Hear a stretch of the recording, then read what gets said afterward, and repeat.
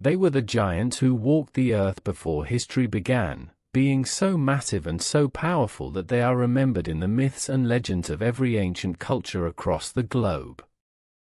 Towering 15 to 20 feet tall, possessing strength beyond comprehension, and wielding knowledge forbidden to ordinary men, they ruled the ancient world with an iron fist. The oldest texts in human civilization, from the Book of Genesis to the Epic of Gilgamesh, from the Hindu Vedas to the oral traditions of Native American tribes, all speak of the same terrifying truth. These beings were real.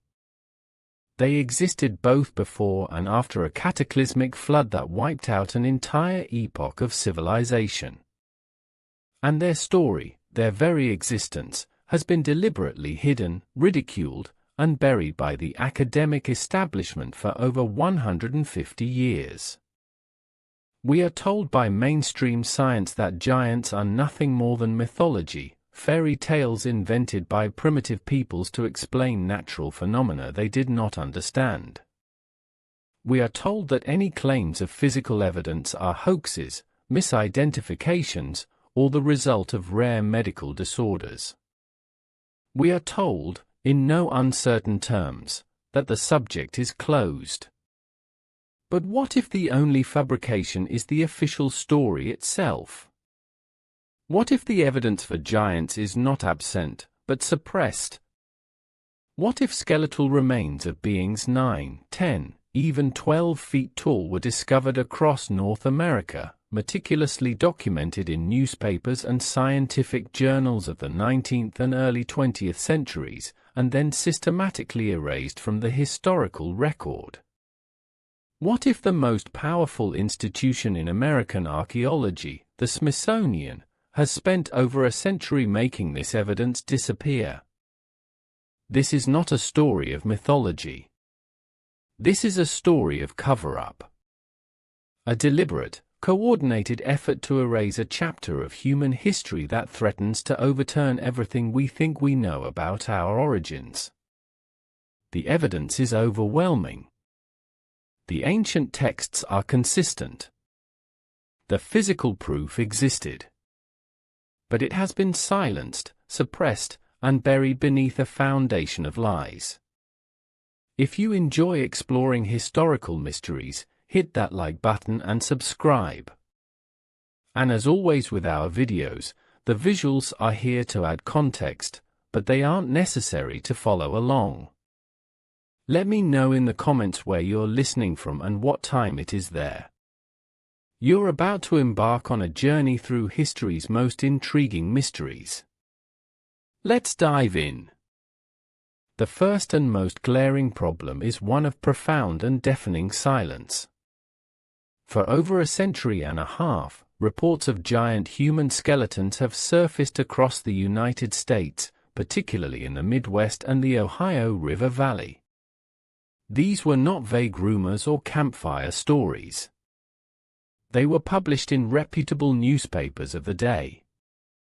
The New York Times, the San Diego Union, the Cincinnati Enquirer, and dozens of local papers documented the discovery of massive skeletal remains, many measuring between 7 and 12 feet in length.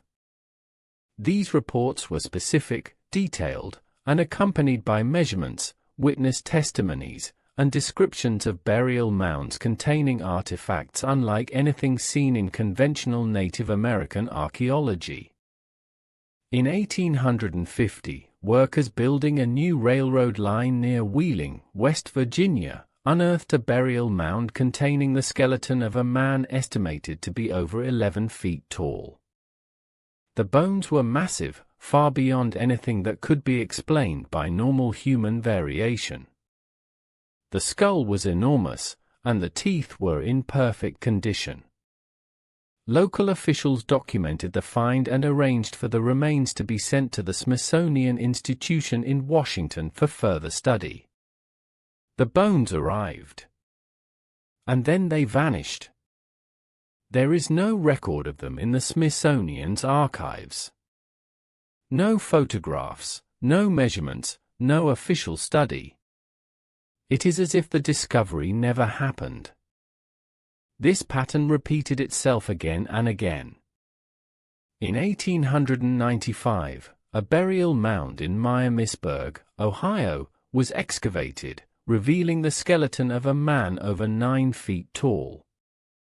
The discovery was reported in multiple newspapers, and witnesses described the bones as being in remarkable preservation.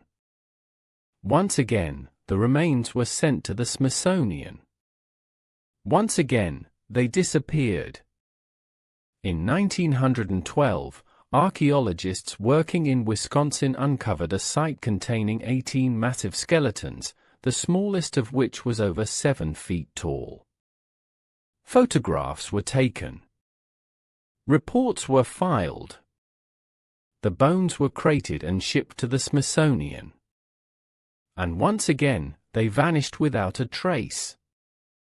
Think about that for a moment. We are not talking about a single isolated incident. We are talking about a systematic pattern of evidence being collected and then erased.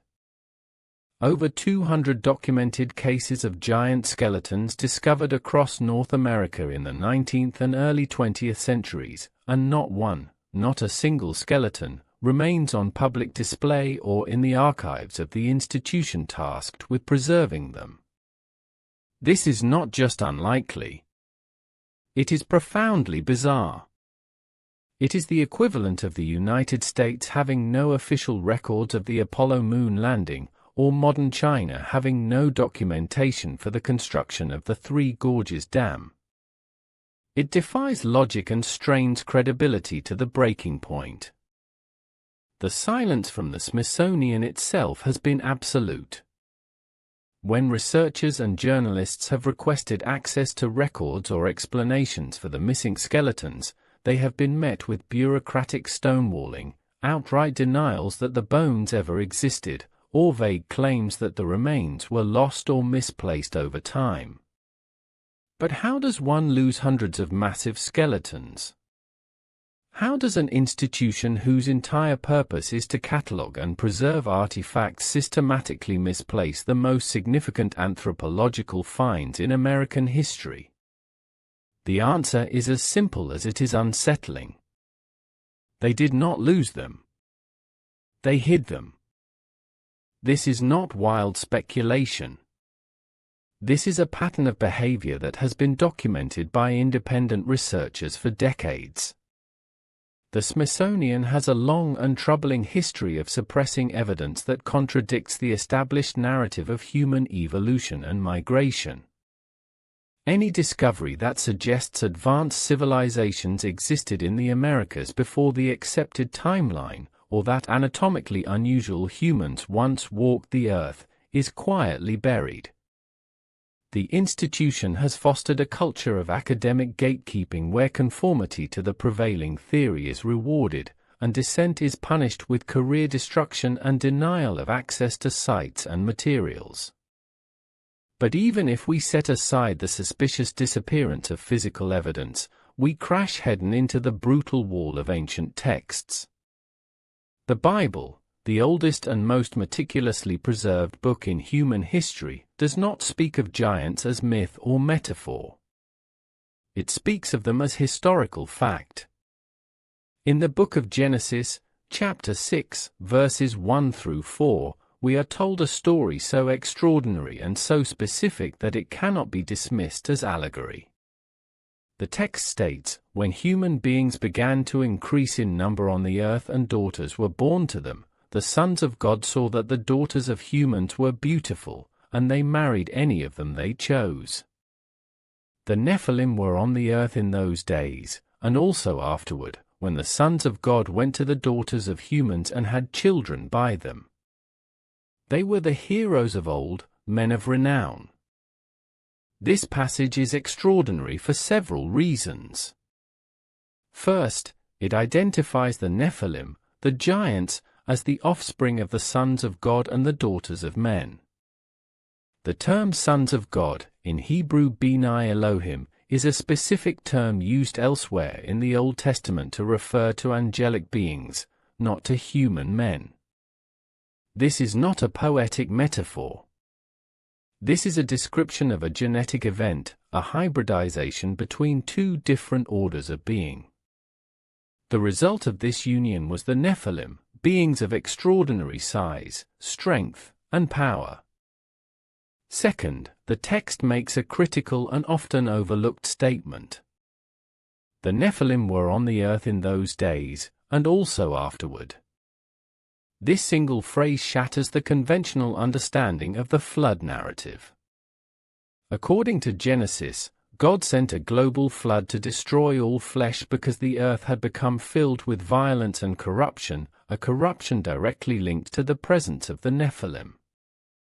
The flood was meant to be a reset, a purging of the genetic contamination that had spread across the world. Yet the Bible itself tells us that the Nephilim appeared again after the flood. How is this possible?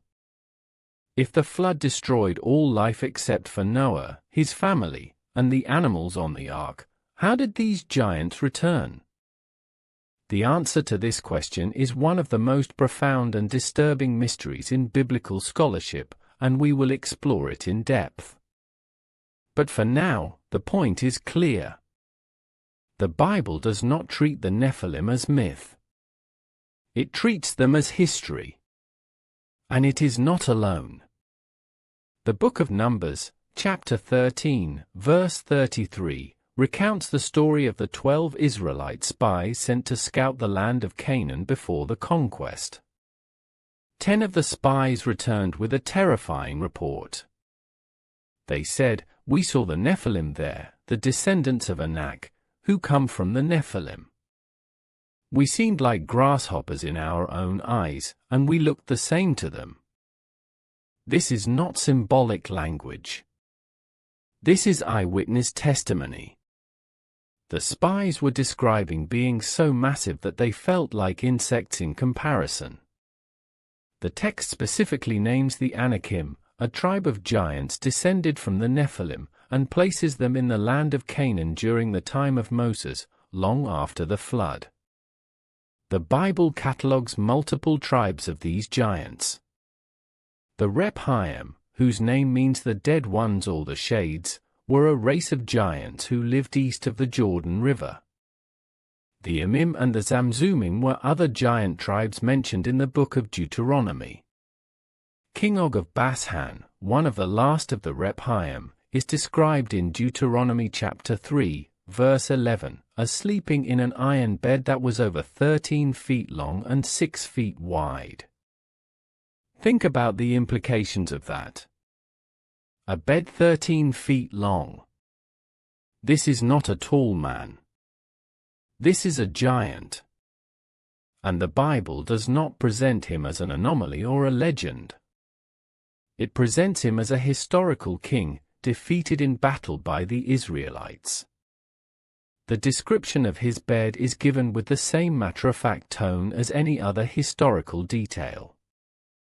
The Bible treats giants not as mythological creatures, but as real beings who lived, ruled, and died in the ancient world. But the Bible is not the only ancient text to speak of giants. Every major civilization in the ancient world has stories of beings of extraordinary size and power who walked the earth before the Great Flood.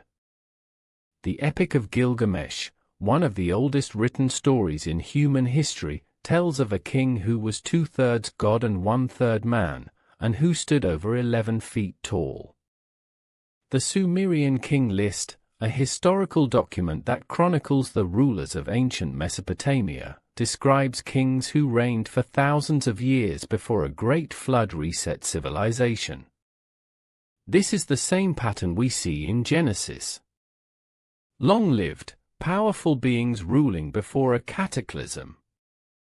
In Hindu mythology, the Vedas speak of the Daityas and Danavas, races of giant warriors who were the offspring of gods and humans. In Greek mythology, the Titans and the giants were the offspring of the gods and mortal women, beings of immense power who waged war against the Olympian gods. The Norse myths tell of the Jotun, the frost giants, who existed before the gods and were locked in eternal conflict with them. In the Americas, the Aztec legends speak of the Quinametsin, a race of giants who lived in the world before the current age and who built the Great Pyramids and megalithic structures that still stand today. The Paiute tribes of Nevada have oral traditions of the Saiti-Ka, red-haired giants who lived in caves and were eventually driven out and destroyed in a great war. This is not coincidence. When every ancient culture on Earth, separated by thousands of miles of ocean and thousands of years of history, all tell the same story of giants who existed before a great flood, we are not looking at myth. We are looking at memory. These are not independent inventions of the human imagination. These are echoes of a shared historical reality, passed down through oral tradition and eventually written into the sacred texts and epic poems of every civilization.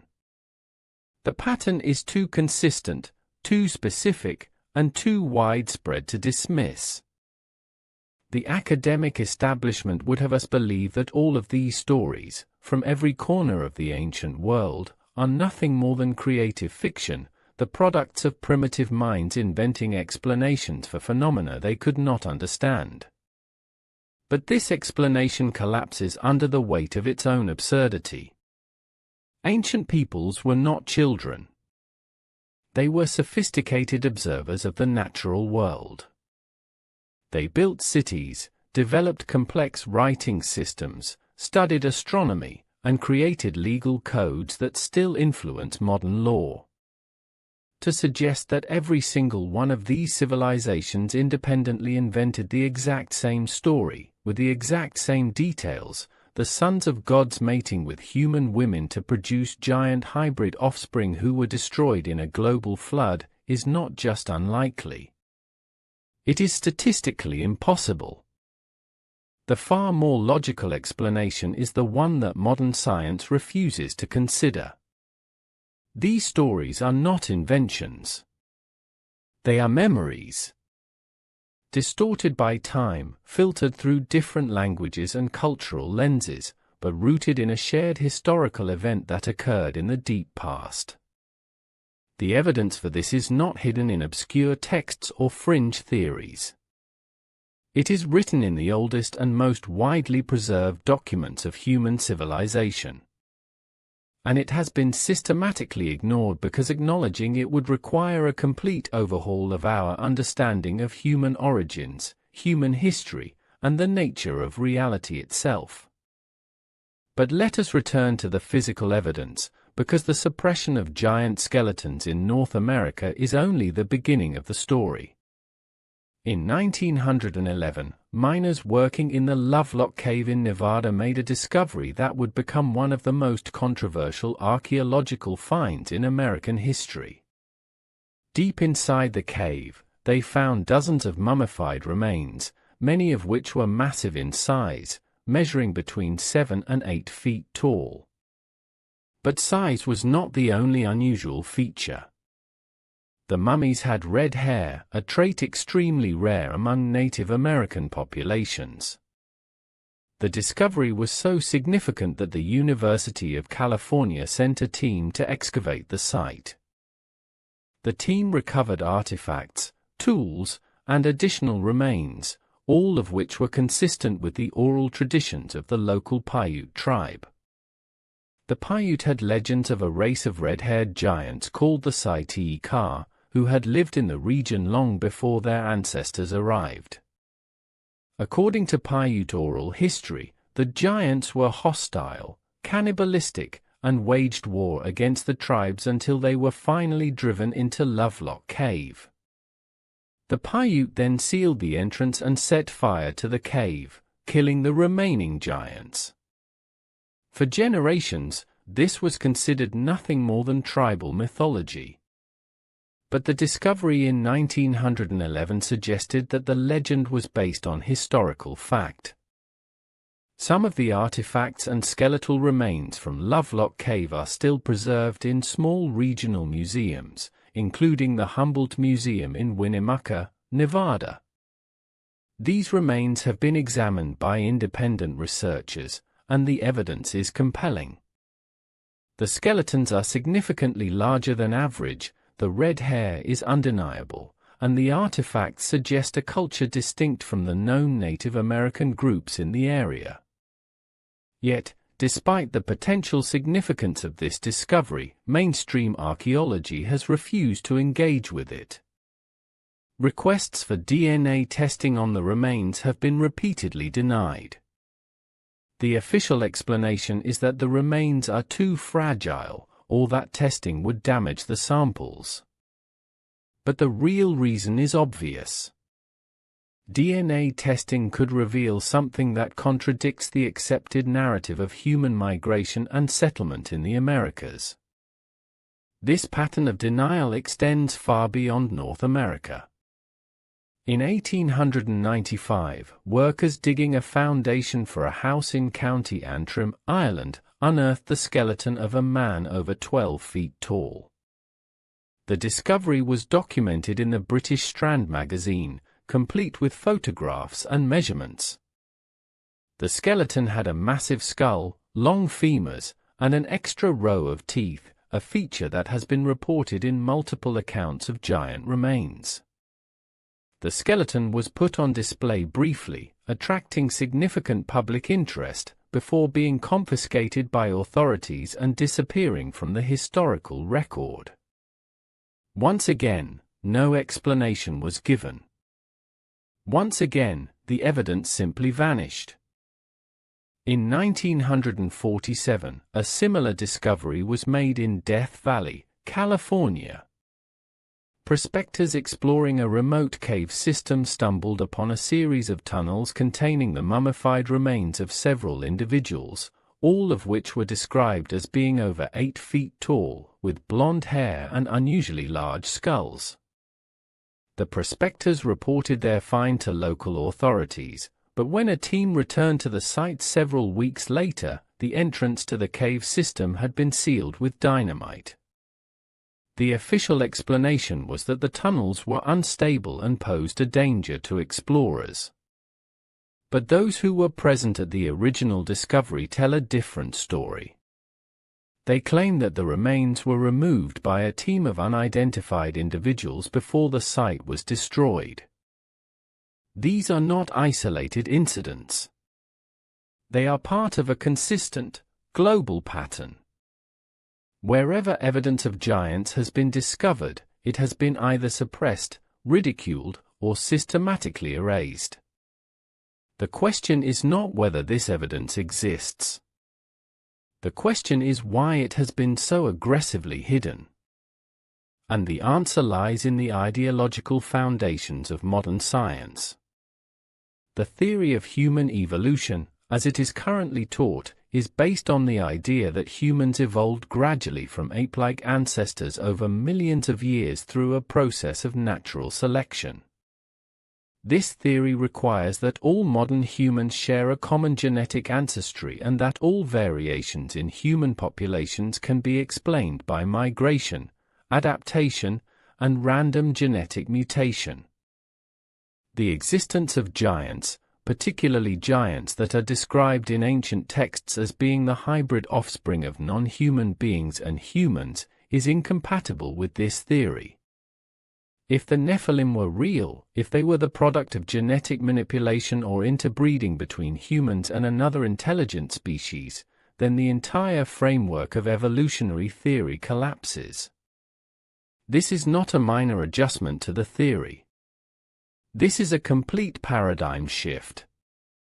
It suggests that human origins are far more complex, far more mysterious, and far more influenced by external forces than we have been led to believe.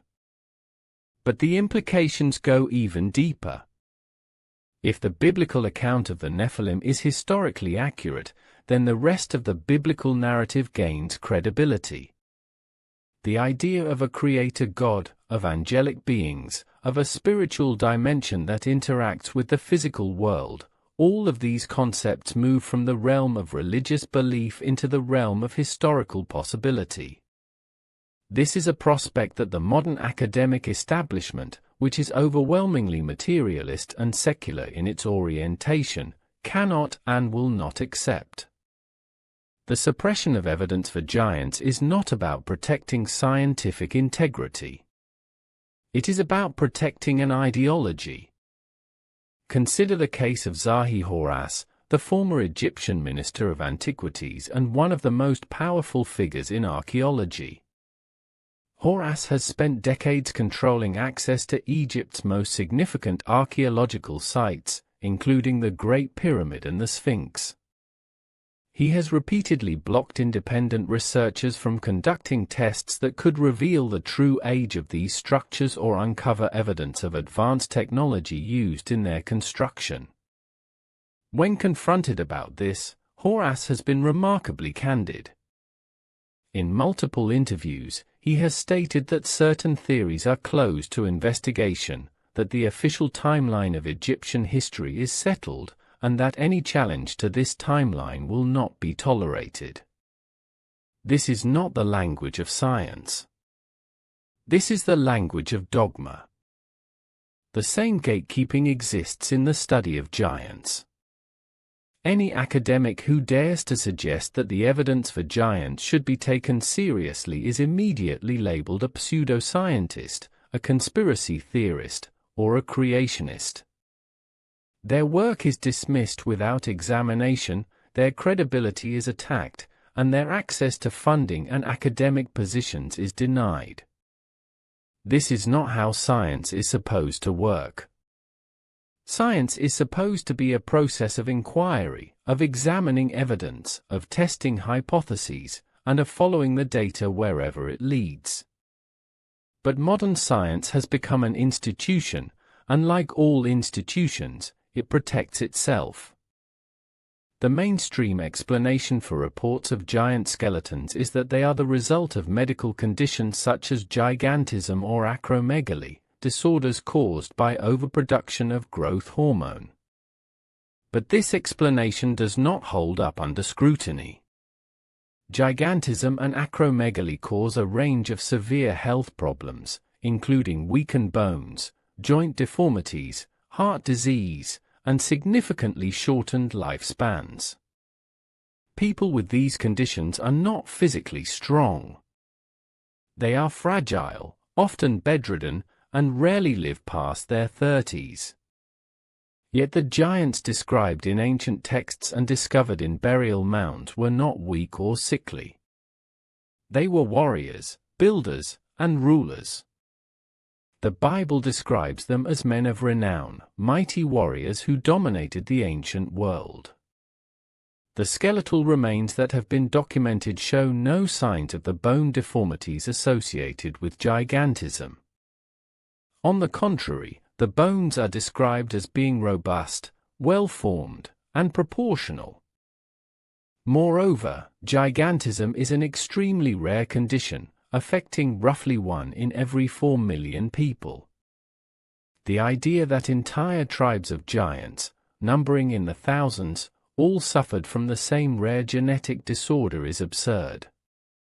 And yet, this is the explanation that mainstream science clings to, because the alternative, that these were a distinct population with a different genetic origin, is too dangerous to consider. The evidence does not support the gigantism hypothesis. But the evidence does support the biblical account. The Book of Genesis does not describe the Nephilim as diseased or deformed. It describes them as the result of a deliberate act, a union between two different orders of being that produced offspring with extraordinary physical and cognitive abilities. This brings us to one of the most controversial and suppressed areas of modern science, the study of the human genome.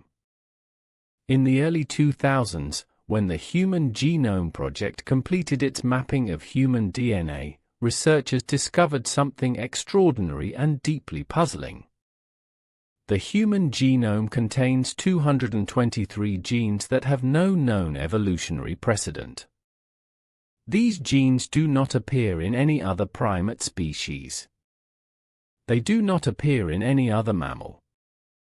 They simply appear in humans, fully formed, with no intermediate stages or ancestral versions. This is not how evolution is supposed to work. Evolution proceeds through gradual changes, mutations that accumulate over millions of years. The sudden appearance of over 200 genes with no evolutionary history is, by the standards of conventional evolutionary theory, impossible. The mainstream explanation is that these genes were acquired through horizontal gene transfer, a process by which organisms can incorporate genetic material from other species through viruses or other mechanisms. But this explanation is speculative at best. There is no concrete evidence for how or when this transfer occurred, and it conveniently sidesteps the larger question of why humans, and only humans, possess these genes. The alternative explanation, one that is never discussed in academic circles, is that these genes were introduced deliberately, through genetic engineering or hybridization with another intelligent species. This is precisely what the ancient texts describe. The Nephilim were not the result of natural evolution. They were the result of genetic manipulation. The Bible states in Genesis chapter 6, verse 9, that Noah was perfect in his generations. This phrase is often interpreted as meaning that Noah was morally righteous, but the Hebrew word used, tamim, does not mean morally perfect. It means complete, whole, or unblemished. In a genetic context, it suggests that Noah's lineage was pure, uncontaminated by the genetic corruption that had spread through the rest of humanity. This is why Noah and his family were chosen to survive the flood. The flood was not simply a punishment for human wickedness. It was a genetic rescue mission, a purging of the hybrid Nephilim bloodline that threatened to irreversibly corrupt the human genome. This interpretation is supported by the Book of Enoch, an ancient Jewish text that was widely read and quoted in the early centuries of Christianity but was later excluded from the biblical canon. The Book of Enoch provides a detailed account of the events leading up to the flood. It names the angels who descended to earth, lists the forbidden knowledge they taught to humanity, and describes the monstrous offspring that resulted from their union with human women. Enoch describes the Nephilim as violent, insatiable, and destructive, consuming not only all the food produced by humanity but eventually turning to cannibalism. The text states that the earth itself cried out to God because of the corruption and violence that had spread across the world. According to Enoch, God's response was decisive. The angels who had transgressed were bound and imprisoned in a place of darkness until the final judgment. The Nephilim were to be destroyed in a great flood that would cleanse the earth. And humanity, through the lineage of Noah, would be given a chance to start again. This is not mythology. This is a detailed historical account, written by one of the most revered figures in Jewish tradition, and preserved in multiple ancient manuscripts. Yet it has been systematically excluded from mainstream biblical scholarship because it describes events that are too extraordinary, too literal, and too threatening to the materialist worldview. But here is the problem that has plagued biblical scholars for centuries. The Book of Numbers, chapter 13, verse 33, explicitly states that the Nephilim were present in the land of Canaan after the flood. How is this possible? If the flood destroyed all the Nephilim, how did they return? There are three possible explanations, and each one is as controversial as it is profound. The first possibility is that the angels repeated their transgression after the flood, once again interbreeding with human women to produce a new generation of giants. This theory is supported by the phrase in Genesis chapter 6, verse 4, which states that the Nephilim were on the earth in those days, and also afterward. The word afterward suggests that the phenomenon occurred in two distinct time periods, before and after the flood. The second possibility is that the Nephilim gene survived the flood through one of Noah's sons' wives. The Bible states that Noah was perfect in his generations, but it makes no such statement about the wives of his sons. If one of these women carried recessive Nephilim genes, those genes could have been passed down to future generations, eventually re-emerging in the populations of Canaan. This theory is highly controversial and is rarely discussed in mainstream theology, but it provides a logical explanation for how the giants reappeared after the flood. The third possibility is that some of the Nephilim survived the flood by escaping to high ground or to isolated regions that were not completely submerged. This theory is speculative, but it is consistent with the global legends of giants who lived in remote mountains or underground cave systems. The ancient Greeks spoke of giants who lived in the mountains of Thessaly. The Norse myths describe giants who lived in the frozen wastes of Jotunheim.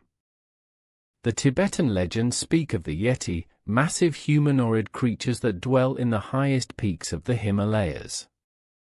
These may not be myths. They may be fragmented memories of isolated Nephilim populations that survived the cataclysm. Regardless of which explanation is correct, the evidence is clear. The Nephilim existed before the flood, and they existed after the flood. They were real, they were powerful, and they were systematically destroyed by the Israelites during the conquest of Canaan. This was not genocide. This was the continuation of the mission that began with the flood, the eradication of a genetic corruption that threatened the future of humanity. The Bible does not shy away from this. It describes in detail the battles against the giant tribes, the conquest of their cities, and the complete annihilation of their populations. This was not cruelty. This was necessity.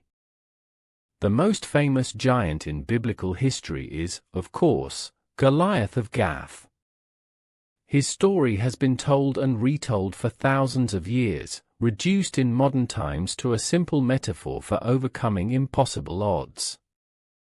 But the biblical account of David and Goliath is not a metaphor. It is a historical record of a battle between a young Israelite warrior and a descendant of the Nephilim. 1 Samuel, chapter 17, verse 4, describes Goliath as being 6 cubits and a span in height.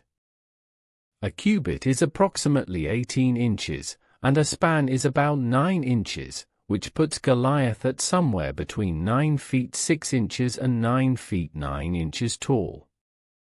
This is not poetic exaggeration. This is a precise measurement, recorded by eyewitnesses and preserved in the text. But Goliath was not alone. The Bible makes it clear that he had brothers, all of whom were giants, and all of whom were killed by David's warriors. 2 Samuel, chapter 21, describes 4 separate battles against giants, all of whom were descendants of the Rephaim, the giant tribe that lived in Gath. One of these giants, Ishbi-benob, wielded a bronze spearhead that weighed 7.5 pounds. Another, named Lami, carried a spear whose shaft was like a weaver's beam. These are not ordinary weapons. These are weapons designed for beings of extraordinary size and strength. The biblical account is detailed, specific, and consistent. The giants were real. They were formidable warriors. And they were systematically hunted down and destroyed. King Og of Bashan is another example. Deuteronomy chapter 3, verse 11, records that Og's bed was made of iron and measured over 13 feet long and 6 feet wide. The text states that this bed could still be seen in the city of Rabbah of the Ammonites at the time the book of Deuteronomy was written, meaning it was a physical object that people could verify. Why would the Bible include such a specific detail if it were not true?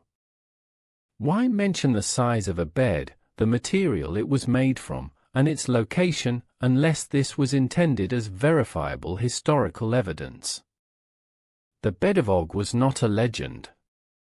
It was a landmark, a piece of physical proof that the giants had existed. Og was the last of the Rephaim, a race of giants who controlled the region of Bashan, east of the Jordan River. The Israelites, under the leadership of Moses, defeated Og and his armies in battle and took possession of his land. The conquest of Og is described in Numbers chapter 21 and Deuteronomy chapter 3, and the text is clear. This was not a symbolic victory. This was a military campaign against a giant king and his people, and it was decisive. The destruction of Og marked the end of the Rephaim as a political and military force, but it did not mark the end of the giants themselves. The Bible catalogues multiple tribes of giants who lived in the land of Canaan and the surrounding regions. The Anakim were perhaps the most famous, descendants of a man named Enoch, who himself was a descendant of the Nephilim. The Anakim were so feared that when the 12 Israelite spies scouted the land of Canaan, 10 of them returned with a report of terror. Numbers chapter 13, verse 33, records their words. We saw the Nephilim there, the descendants of Enoch, who come from the Nephilim. We seemed like grasshoppers in our own eyes, and we looked the same to them. This was not hyperbole. This was a description of being so massive that grown men felt like insects in their presence.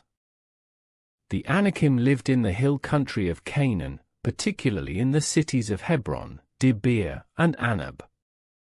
Joshua chapter 11, verse 21, records that Joshua launched a military campaign specifically to destroy the Anakim, and that he succeeded in wiping them out from the mountains of Judah and Israel. But the text also notes that some Anakim remained in the Philistine cities of Gaza, Gath, and Ashdod. This is significant because Gath is the city from which Goliath came. The Philistine giants, including Goliath and his brothers, were the remnants of the Anakim, survivors of Joshua's campaigns who had taken refuge in the coastal cities. The Emim and the Zamzummim were two other giant tribes mentioned in Deuteronomy chapter 2. The text describes the Emim as being as tall as the Anakim, and the Zamzummim as a people strong and numerous and as tall as the Anakim. These tribes lived in the regions of Moab and Ammon, east of the Dead Sea, and were eventually driven out or destroyed by the Moabites and Ammonites. But the fact that the Bible preserves their names, their locations, and their physical characteristics suggests that these were not mythical beings. They were real populations, documented by the Israelites and the surrounding nations. The Rephaim, whose name means the dead ones or the shades, were another giant race. They are mentioned repeatedly throughout the Old Testament, and their territory, the Valley of Rephaim, was located just southwest of Jerusalem. 2 Samuel chapter 5 describes David's battles against the Philistines in the Valley of Rephaim, and the name itself suggests that this was a region long associated with the giants. In Canaanite and Ugaritic texts, the Rephaim are described as the spirits of deceased kings and warriors, beings of great power who dwelt in the underworld. This dual identity, as both physical giants and as spirits of the dead, suggests a complex mythology surrounding these beings, one that hints at their otherworldly origins. What becomes clear when we examine the biblical account in detail is that the conquest of Canaan was not simply a territorial expansion. It was a holy war, a continuation of the mission that began with the flood. God commanded the Israelites to utterly destroy the Canaanite nations, to leave no survivors, and to take no prisoners. This has been one of the most controversial passages in the Bible, and it has been used by critics to argue that the God of the Old Testament is cruel and genocidal. But this interpretation misses the point entirely. The Canaanite nations were not destroyed because of their ethnicity or their culture. They were destroyed because they were genetically corrupted by the Nephilim bloodline. Deuteronomy chapter 7 makes this clear. The text lists the 7 nations of Canaan that were to be destroyed, and it explicitly warns the Israelites not to intermarry with them, not because of racial purity, but because intermarriage would lead to idolatry and spiritual corruption. But the deeper issue was genetic.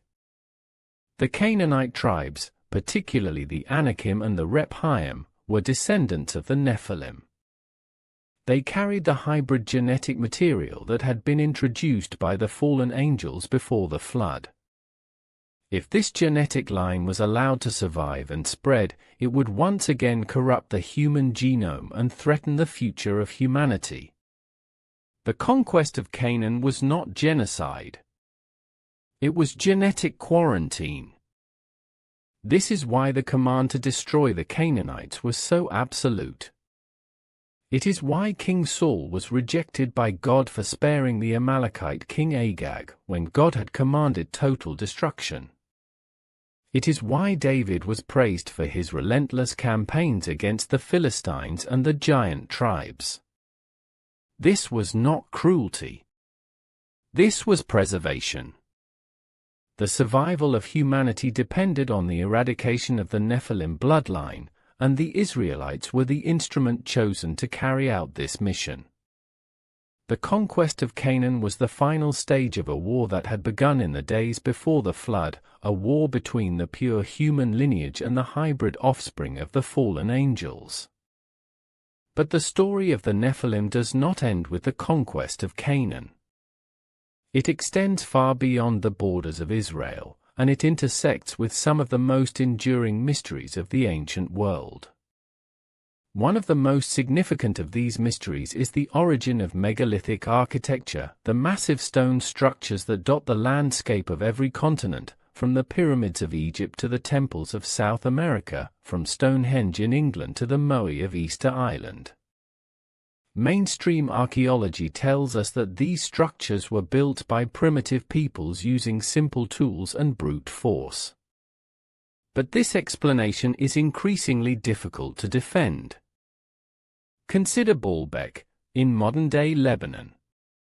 The Temple of Jupiter at Baalbek sits on a foundation of massive stone blocks, 3 of which, known as the trilithon, weigh approximately 800 tons each.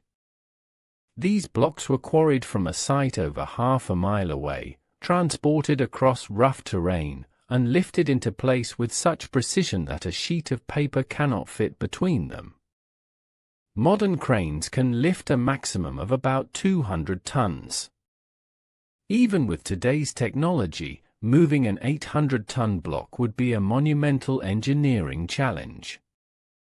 Yet we are told that ancient peoples, using only wooden rollers, ropes, and human labor, accomplished this feat thousands of years ago. The official explanation is unconvincing, and it becomes even more so when we examine the local legends surrounding Baalbek. According to Arab and Phoenician traditions, Baalbek was built by giants who lived before the flood. The stones were not lifted by men, but by beings of immense strength. These legends have been dismissed as folklore, but they are remarkably consistent with the biblical account. If the Nephilim were real, if they possessed the size and strength described in ancient texts, then moving 800-ton blocks would not be impossible. It would be well within their capabilities. The same pattern appears at sites around the world.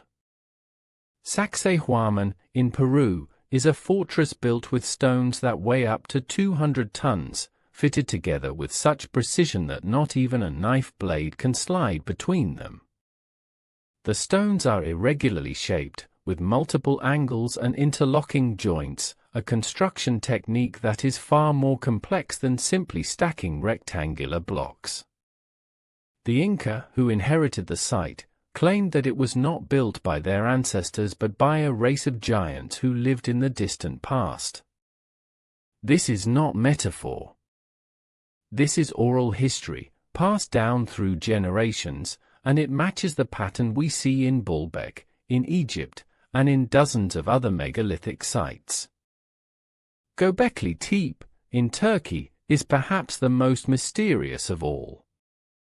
This massive temple complex, built over 11,000 years ago, predates the invention of agriculture, the wheel, and written language. According to mainstream archaeology, the people who built Göbekli Tepe were hunter-gatherers, nomadic tribes with no permanent settlements and no advanced tools. Yet they somehow quarried, carved, transported, and erected dozens of massive T-shaped pillars, some weighing over 20 tons, and covered them with intricate carvings of animals, symbols, and humanoid figures. How is this possible?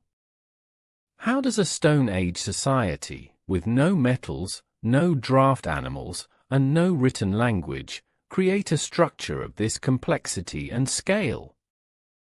The answer, according to the legends preserved in the region, is that they did not. The local traditions, recorded by Byzantine and Islamic historians, state that the site was built by beings of great power who lived before the flood. These beings taught humanity the arts of construction, metallurgy, and agriculture, but they were destroyed in a great cataclysm. This is the same story we see in the Book of Enoch. The fallen angels, the Watchers, taught forbidden knowledge to humanity, including the secrets of metalworking, cosmetics, astrology, and the construction of great monuments. The offspring of these angels, the Nephilim, became the builders and rulers of the ancient world. And when the flood came, their civilization was destroyed, leaving behind only the massive stone ruins that we still marvel at today. The Book of Enoch is explicit about this. Chapter 8, verses 1 and 2, state that the angel Azazel taught men to make swords, knives, shields, and breastplates, and made known to them the metals of the earth and the art of working them. Another angel, Shemahaza, taught enchantments and root cuttings. Others taught astrology, the signs of the stars, the movements of the moon, and the deception of mankind. This was not benevolent instruction. This was the corruption of humanity, the introduction of knowledge that humanity was not ready to possess, and it led directly to the violence and chaos that necessitated the flood. But the knowledge did not disappear entirely. It was preserved in the megalithic structures themselves, encoded in their alignments, their proportions, and their construction techniques. The Great Pyramid of Giza, for example, is aligned with incredible precision to true north, to within 3/60ths of a single degree. Its dimensions encode the mathematical constants pi and phi, the golden ratio. Its internal chambers are constructed with such accuracy that modern engineers are still unable to explain how they were built.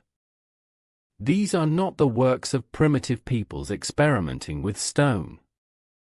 These are the works of a civilization that possessed advanced mathematical and engineering knowledge that should not have existed in the 3rd millennium before Christ. The mainstream explanation is that this knowledge was developed gradually, over centuries, through trial and error. But there is no evidence for this gradual development. The Great Pyramid appears fully formed, with no crude prototypes or failed experiments. It is as if the knowledge required to build it simply appeared, fully developed, at the dawn of Egyptian civilization. The same pattern appears in Sumer, in the Indus Valley, and in Mesoamerica. Advanced civilizations emerge suddenly, with no clear predecessors, and then collapse just as suddenly, leaving behind ruins that later peoples could not replicate. This is the pattern we would expect if the Nephilim were real. A pre-flood civilization, possessing advanced knowledge, is destroyed in a cataclysm. Survivors scatter to different regions, carrying fragments of this knowledge with them. They teach it to the post-flood populations, but the knowledge is incomplete, corrupted, and eventually lost. The megalithic structures are not the achievements of Stone Age peoples. They are the remnants of a lost golden age, the fingerprints of the giants who walked the earth before the flood. The evidence is not limited to ancient texts and massive stone structures. There is another layer of proof, one that exists in plain sight but has been systematically ignored by mainstream archaeology. This evidence takes the form of artifacts, tools, and weapons that are simply too large to have been used by ordinary humans. In the early 20th century, when the great burial mounds of North America were still being excavated, archaeologists and amateur collectors frequently reported finding stone axes, copper hammers, and grinding tools of extraordinary size and weight. These were not symbolic or ceremonial objects. They showed clear signs of use, of wear and tear consistent with regular labor. Yet they were so massive that a modern human would struggle to even lift them, let alone wield them effectively. In Ohio, Wisconsin, and Illinois, stone axes weighing between 15 and 20 pounds were discovered in burial contexts alongside skeletal remains that were reported to be significantly larger than average. A copper hammerhead discovered in Michigan weighed over 30 pounds, far too heavy for use by an average-sized person. The official explanation is that these were ceremonial objects, used in rituals rather than practical work. But this explanation is unconvincing. Why would ancient peoples expend the enormous effort required to create these massive tools if they were never going to use them? And why are they found in contexts that suggest they were working implements, not religious artifacts?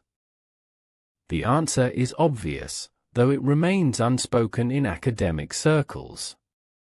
These tools were designed for beings of extraordinary size and strength. They are the material remnants of the giants who once walked the earth, preserved in the archaeological record but dismissed because they do not fit the accepted narrative. In the Near East, the pattern is even more striking. At the ancient city of Khirbet Qeiyafa, near the valley of Elah where David fought Goliath, archaeologists have uncovered massive fortification walls and gates built with stones that weigh several tons each. The construction is sophisticated, with interlocking joints and precise alignments, but the sheer scale of the stonework suggests builders of exceptional strength. More tellingly, at Tel Gath, the ancient city of Goliath, excavations have revealed armor scales and spearheads of extraordinary size.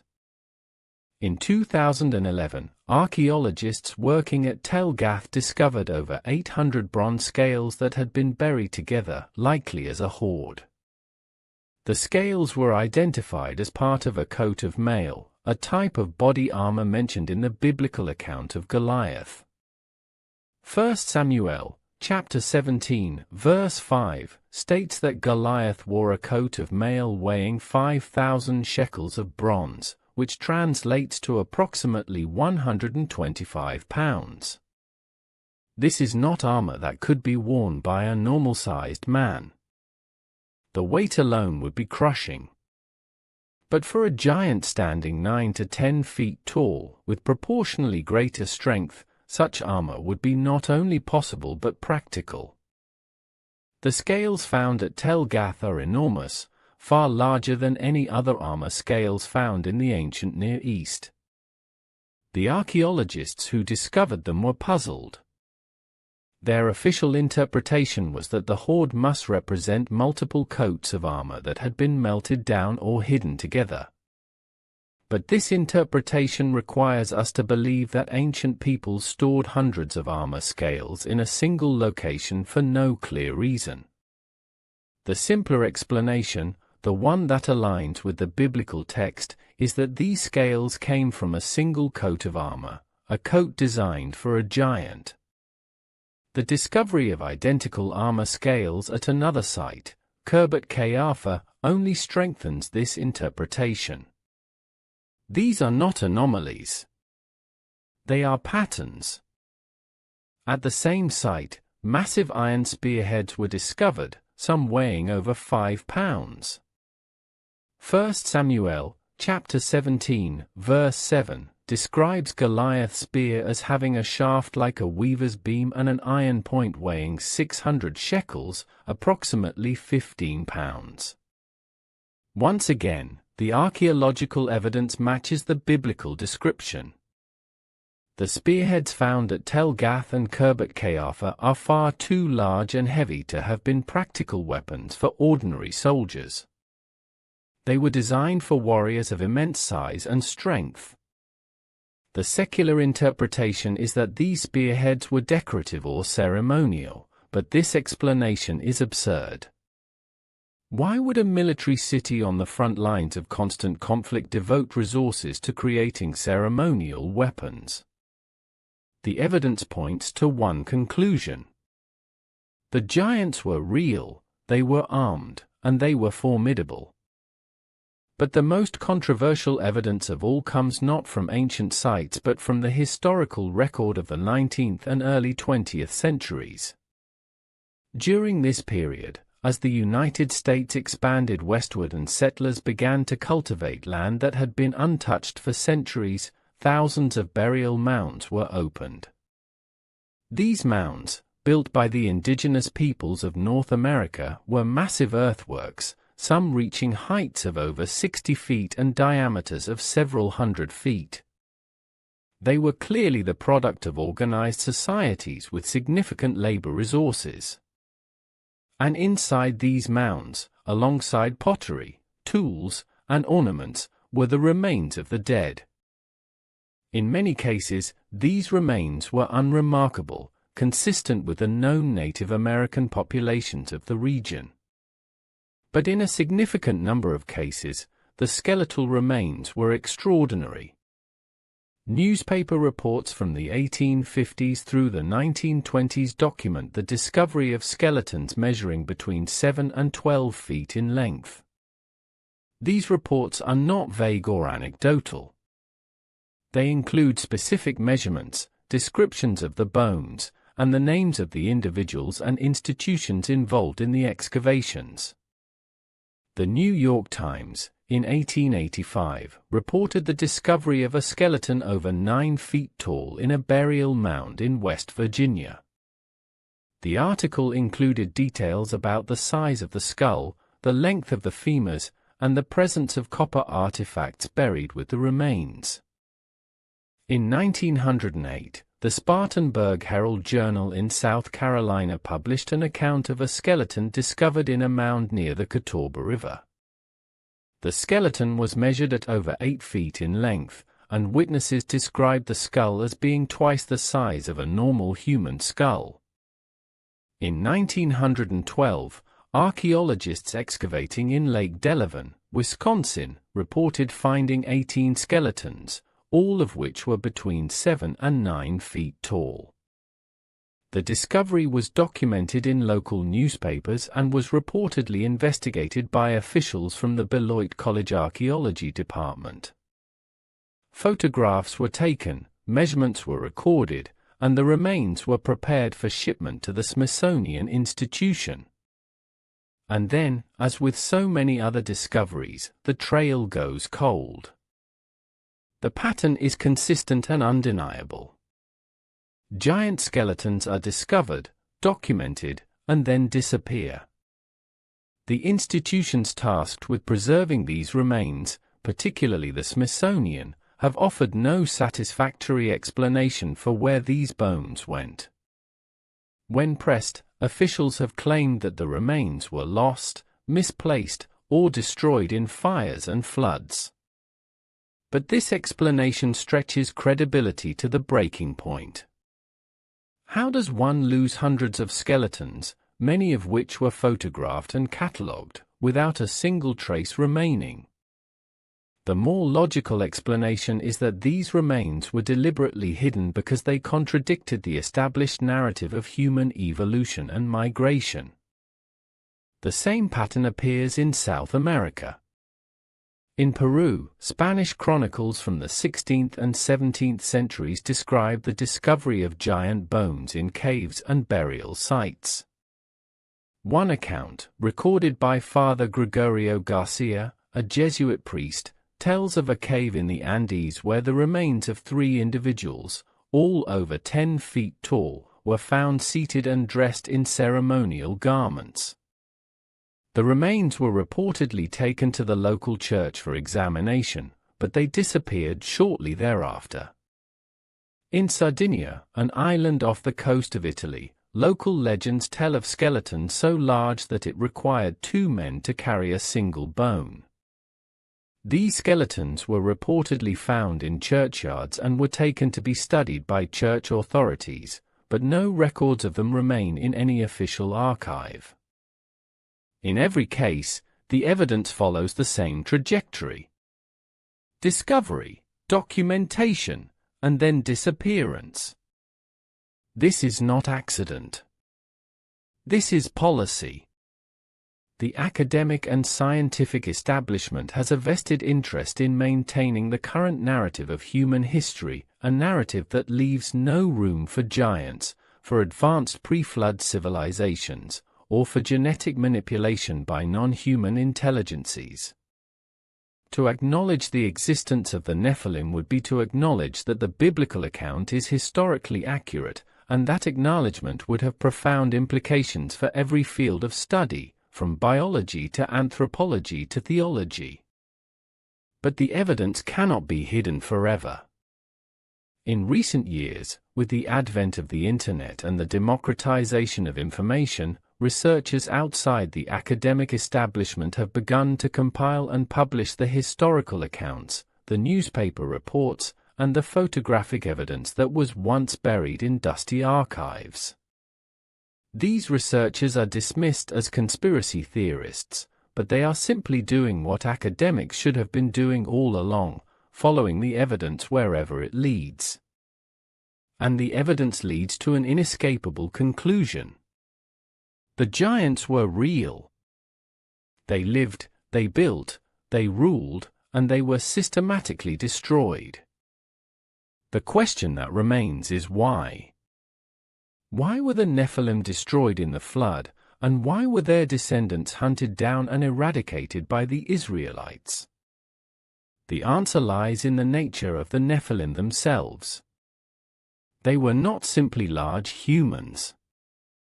They were hybrids, the offspring of fallen angels and human women, and their existence represented a corruption of the human genome. This corruption was not accidental. It was deliberate, a strategy employed by the fallen angels to prevent the fulfillment of God's plan for humanity. Genesis chapter 3, verse 15, contains the first prophecy of the coming Messiah, the seed of the woman who would crush the head of the serpent.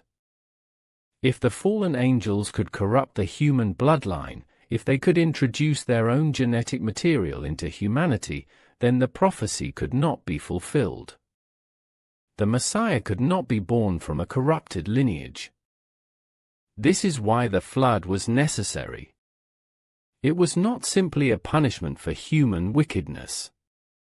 It was a genetic rescue operation, a purging of the Nephilim bloodline to preserve the genetic integrity of humanity.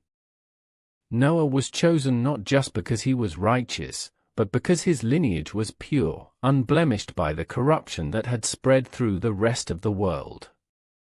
Genesis chapter 6, verse 9, states that Noah was perfect in his generations. The Hebrew word used here, tamim, means complete, whole, or genetically pure. Noah's family was the last remaining line of pure human DNA, and through them, humanity was preserved. But the flood did not end the problem. The Nephilim returned, and once again they threatened the purity of the human bloodline. This is why God commanded the Israelites to utterly destroy the Canaanite nations. It was not genocide. It was the continuation of the flood, the eradication of a genetic threat that could not be allowed to spread. The conquest of Canaan was not a land grab. It was a holy war, a battle to preserve the future of humanity and to ensure that the Messiah could be born. Every battle against the giants, from Joshua's campaigns to David's defeat of Goliath, was part of this larger mission. And by the end of the Old Testament period, the mission was complete. The giant tribes had been destroyed, and the pure human lineage had been preserved. But the story does not end there. The Bible warns that as it was in the days of Noah, so it will be in the days of the coming of the Son of Man. This phrase, spoken by Jesus in Matthew chapter 24, verse 37, is often interpreted as a reference to moral corruption and wickedness. But given the context of Genesis chapter 6, it may also refer to the return of the Nephilim, or at least to the conditions that allowed them to exist. In our modern age, we are witnessing developments that would have been unimaginable even a generation ago. Genetic engineering, transhumanism, artificial intelligence, and the merging of human biology with technology are no longer the stuff of science fiction. They are reality. The knowledge that was once forbidden, the knowledge that the Watchers taught to humanity before the flood, is once again being pursued. And the question we must ask ourselves is this: are we repeating the mistakes of the past? Are we opening doors that should remain closed? The evidence of the Nephilim is not just a historical curiosity. It is a warning, a reminder that humanity has faced this threat before, and that we may face it again. The modern world stands at a crossroads eerily similar to the one humanity faced in the days before the flood. We live in an age where the boundaries between human and machine, between natural and artificial, between life and technology are being systematically erased. The scientific establishment, the same establishment that has spent over a century suppressing evidence of giants, is now pursuing technologies that would have been considered science fiction just 50 years ago. We are editing the human genome with CRISPR technology, creating hybrid embryos that combine human and animal DNA, and developing artificial intelligence systems that may soon surpass human cognitive abilities. We are, in effect, recreating the conditions that led to the flood. The parallels are striking and deeply unsettling. The Book of Enoch describes the Watchers, the fallen angels, teaching humanity forbidden knowledge. Chapter 8 lists the specific technologies they introduced. Azazel taught men to make weapons of war, swords and knives and shields and breastplates. Semjaza taught enchantments and the cutting of roots, early pharmacology and drug use. Amaros taught the resolving of enchantments, a reference to counter-magic or perhaps early chemistry. Barakel taught astrology. Kokabeel taught the constellations and the signs. Ezekiel taught knowledge of the clouds, meteorology, and weather prediction. Arakiel taught the signs of the earth, geology, and natural resource extraction. Shamsiel taught the signs of the sun, solar observation, and calendars. And Serial taught the course of the moon, lunar cycles and their use in agriculture and ritual. This was not benevolent instruction. This was the systematic corruption of humanity through the introduction of knowledge that humans were not spiritually or morally ready to possess. The result was catastrophic. Genesis chapter 6, verse 5, states that the Lord saw that the wickedness of man was great in the earth, and that every intention of the thoughts of his heart was only evil continually. The knowledge given by the Watchers led directly to violence, corruption, and the breakdown of human society. The Nephilim, the hybrid offspring of this union, became warlords and tyrants, ruling over humanity with cruelty and oppression. The earth was filled with violence, and God's only recourse was to destroy the entire civilization and start again with Noah. Today, we are witnessing a similar explosion of knowledge and technology, but without the moral framework to guide its use. We have unlocked the secrets of the atom and created weapons capable of destroying all life on Earth. We have decoded the human genome and now possess the ability to edit the genetic code of our own species. We have created artificial intelligence systems that can outthink humans in specific domains, and we are rapidly approaching the creation of artificial general intelligence, machines that can think, learn, and create in ways indistinguishable from human cognition. And we are doing all of this without asking the fundamental question that should guide every technological advancement. Just because we can, does that mean we should? The transhumanist movement, which advocates for the use of technology to enhance and transcend human biology, is gaining traction in scientific and philosophical circles. Proponents argue that humans are not the end product of evolution, that we are merely a transitional species, and that it is our destiny to merge with machines, to upload our consciousness into digital substrates, and to engineer ourselves into something beyond human. This is not fringe thinking.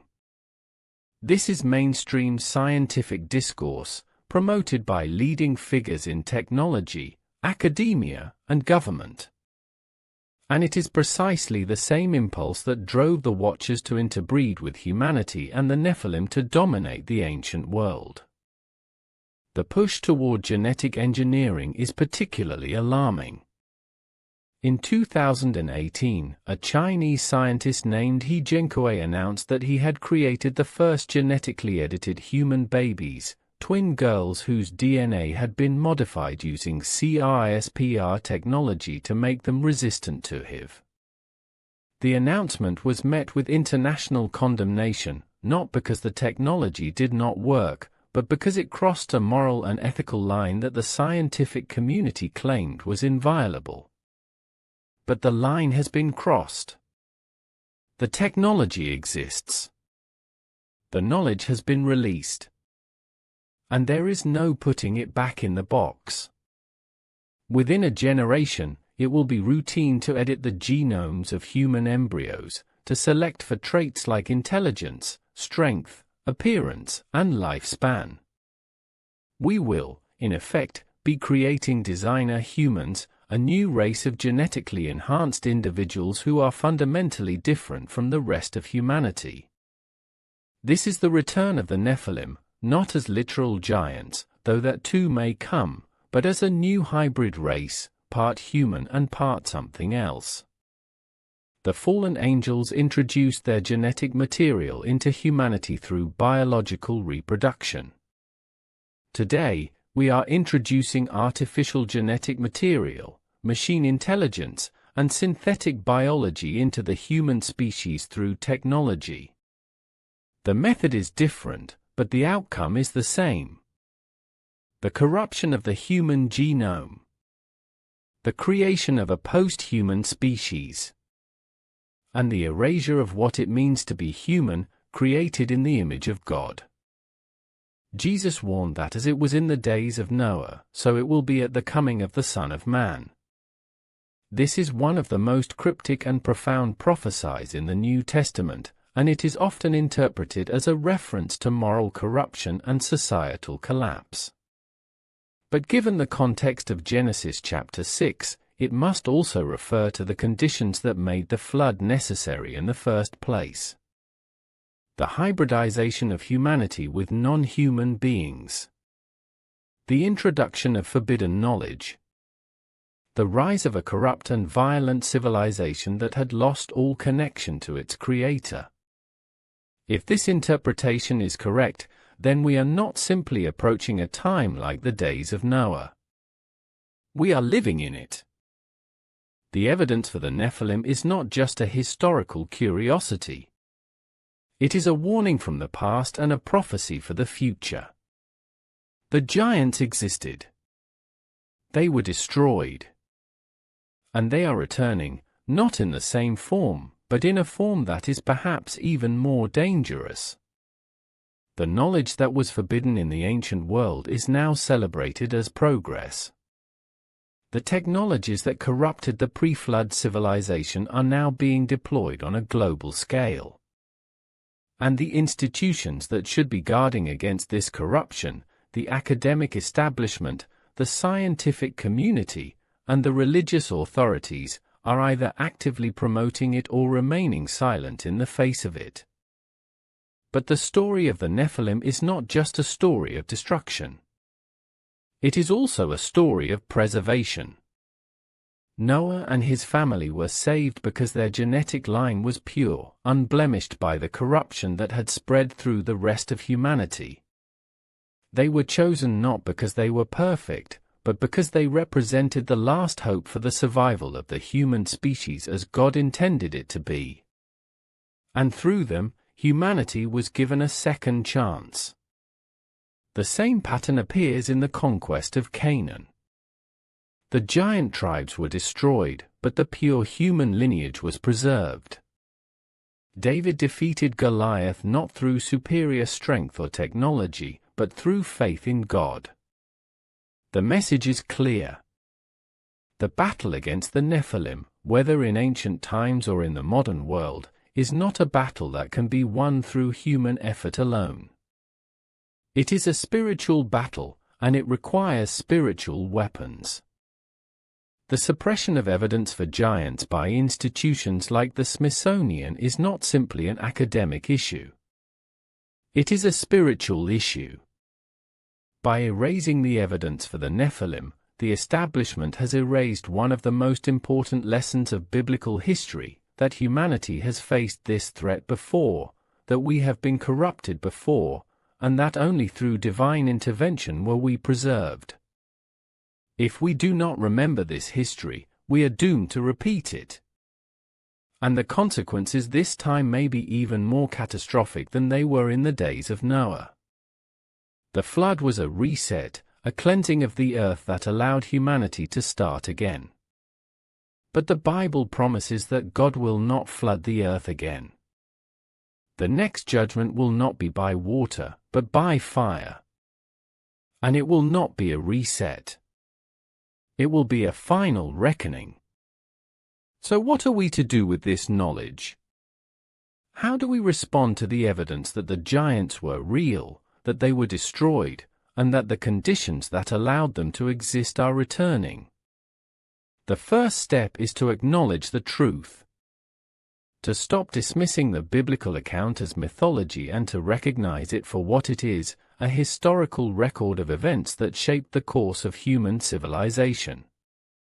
The second step is to resist the technological and ideological forces that are pushing humanity toward a post-human future. This does not mean rejecting all technology or all scientific advancement. It means exercising wisdom and discernment, recognizing that not all knowledge is beneficial and that some doors, once opened, cannot be closed. The third step is to return to the spiritual foundations that preserved humanity in the past. The giants were not defeated by superior weapons or by greater numbers. They were defeated because God was on the side of those who remained faithful to him. David defeated Goliath not because he was a better warrior, but because he trusted in the name of the Lord. The Israelites conquered Canaan not because they were stronger than the Anakim, but because they were obedient to God's commands. The same principle applies today.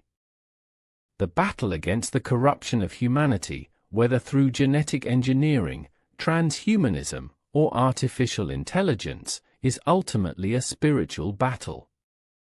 And it will be won or lost not in laboratories or boardrooms, but in the hearts and minds of individuals who choose to stand for truth, for humanity, and for the image of God in which we were created. The evidence for the Nephilim is overwhelming. The ancient texts are consistent. The physical remains existed and were documented before they were suppressed. The archaeological sites, from Baalbek to Göbekli Tepe to the burial mounds of North America, all point to the existence of beings of extraordinary size and strength. The weapons, the tools, the armor, all of it is too large, too heavy, too advanced to have been created by ordinary humans. The global legends, from every culture and every continent, all tell the same story of giants who lived before the flood and who were destroyed for their corruption. This is not myth. This is memory. And it is a memory that we have been systematically trained to forget. But the truth cannot be hidden forever. The bones may have disappeared, but the stories remain. The institutions may suppress the evidence, but independent researchers continue to compile it, to publish it, and to demand answers. The academic establishment may ridicule those who take the biblical account seriously, but the ridicule is itself evidence of how threatened they are by the truth. If the giants were not real, if the biblical account were nothing more than mythology, then why the desperate effort to suppress the evidence? Why the coordinated campaign to erase the historical record? The answer is simple. Because the existence of the Nephilim threatens the entire ideological framework of modern secular materialism. It proves that the Bible is historically accurate. It proves that humanity has been influenced by non-human intelligences. And it proves that we are not the product of random evolutionary processes, but the creation of a divine intelligence with a plan and a purpose. The story of the Nephilim is the story of humanity itself. It is the story of our origins, our corruption, our preservation, and our destiny. It is a story that has been told and retold for thousands of years, written in ancient texts, carved into massive stones, and whispered in legends passed down through generations. It is a story that the modern world has tried to erase, to dismiss, and to bury beneath a mountain of academic dogma and institutional denial. But it is a story that refuses to die. Because it is true. And the truth, as we are promised, will set us free. The giants walked the earth. They were real. They were destroyed. And their story is a warning for every generation that follows. A warning that some knowledge is forbidden for a reason. A warning that corruption leads to destruction. And a warning that the battle between good and evil, between humanity and its enemies, is not over. It is only beginning. If the giants were merely larger versions of ordinary humans, their story would be little more than a genetic curiosity, an anomaly in the fossil record. But the biblical account, supported by extra-biblical texts and archaeological evidence, suggests something far more profound. The Nephilim were not just physically different. They possessed knowledge and abilities that were fundamentally beyond the capacity of primitive humans. This knowledge was not earned through centuries of gradual discovery and experimentation. It was given to them, taught to them by the fallen angels who were their fathers. And it transformed the ancient world in ways that we are only now beginning to understand. The Book of Enoch provides the most detailed account of this forbidden knowledge transfer. In chapters 7 and 8, the text describes how the Watchers, after descending to earth and taking human wives, began to systematically corrupt humanity by teaching technologies and sciences that humans were never meant to possess. These were not simple survival skills. These were advanced disciplines that gave humanity power over nature, over each other, and ultimately led to the violence and corruption that necessitated the flood. The list is specific and chilling. Azazel, one of the leaders of the Watchers, taught men to make swords, knives, shields, and body armor. He taught them the art of warfare, not for defense or hunting, but for organized conflict and conquest. Before this intervention, according to the text, humanity lived in relative peace. The introduction of metallurgy and weapons technology transformed human society into something violent and predatory. Other angels taught different domains of knowledge. Shemahaza taught enchantments and the cutting of roots, the beginnings of pharmacology and the use of plants for both healing and harm. Amaros taught the resolving of enchantments, the early chemistry and counter-magic that would allow one practitioner to nullify the work of another. Barakel taught astrology, the mapping of the stars and planets and their supposed influence on human affairs. Kokabiel taught the constellations and their signs, the creation of the zodiac and the complex mathematics required for celestial navigation. Ezekiel taught the knowledge of clouds, meteorology, and weather prediction, skills that would have seemed supernatural to primitive peoples. Arakiel taught the signs of the earth, geology, and the extraction of precious metals and stones from the ground. Shamsiel taught the signs of the sun, solar cycles and their use in agriculture and timekeeping. And Serial taught the course of the moon, lunar calendars, and their application in ritual and farming. This was not random instruction. This was a systematic program of technological and scientific advancement, imposed on humanity from outside. And it came with a price. The knowledge given by the Watchers was forbidden not because it was inherently evil, but because humanity was not spiritually or morally developed enough to use it responsibly. The result was predictable. The Nephilim, possessing both the physical strength of giants and the advanced knowledge taught by their angelic fathers, became an elite ruling class. They built cities, forged weapons, organized armies, and dominated the ancient world. They became the kings and warlords mentioned in Genesis chapter 6, verse 4, the men of renown who filled the earth with violence. But they also built monuments, structures so massive and so precisely engineered that they still stand today, thousands of years after the flood. And these structures are a problem for mainstream archaeology, a problem so profound that it is easier to ignore than to address. Consider the stones of Baalbek. The temple of Jupiter sits atop a platform of massive limestone blocks, 3 of which weigh approximately 800 tons each. These are not the largest stones at the site.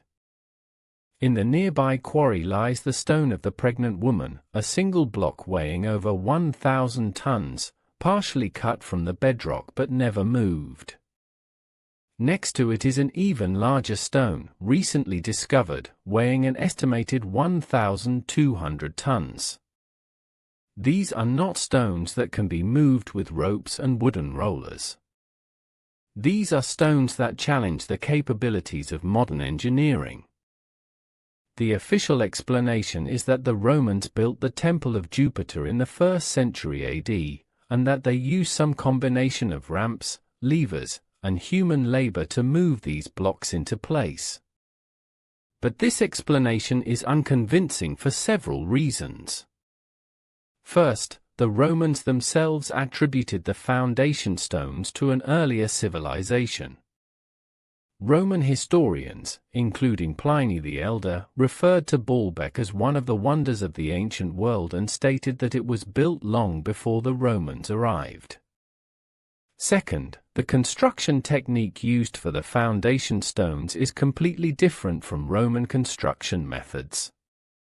The Romans used precisely cut rectangular blocks, often held together with metal clamps. The stones of Baalbek are irregular, massive, and fitted together with such precision that no mortar was needed. This is not Roman engineering. This is something older, something different. The local legends provide a more consistent explanation. Arab and Phoenician traditions, preserved in the writings of medieval historians, state that Baalbek was built by giants who lived before the flood. The stones were not lifted by men, they say, but by beings of immense strength who possessed knowledge of construction that has been lost to history. These are not vague legends. They are specific historical claims, recorded by multiple sources over centuries. And they align perfectly with the biblical account. If the Nephilim were real, if they possessed the size, strength, and knowledge described in the ancient texts, then the construction of Baalbek is not a mystery. It is exactly what we would expect to find. The same pattern appears at megalithic sites around the world. Sacsayhuaman, in Peru, is a fortress built with stones weighing up to 200 tons, cut and fitted with a precision that modern stonemasons cannot replicate. The stones are not rectangular. They are polygonal, with multiple angles and interlocking joints that create a jigsaw-like pattern. This construction technique is far more complex than simply stacking blocks. It requires an intimate understanding of geometry, structural engineering, and stone-cutting technology that should not have existed in pre-Columbian Peru. Yet there it stands, undeniable and inexplicable. The Inca, who inherited the site, did not claim to have built it. They said it was built by the gods, or by a race of giants who lived in the time before the Great Flood. This is oral history, passed down through generations, and it matches the pattern we see at Baalbek, at Göbekli Tepe, and at dozens of other sites.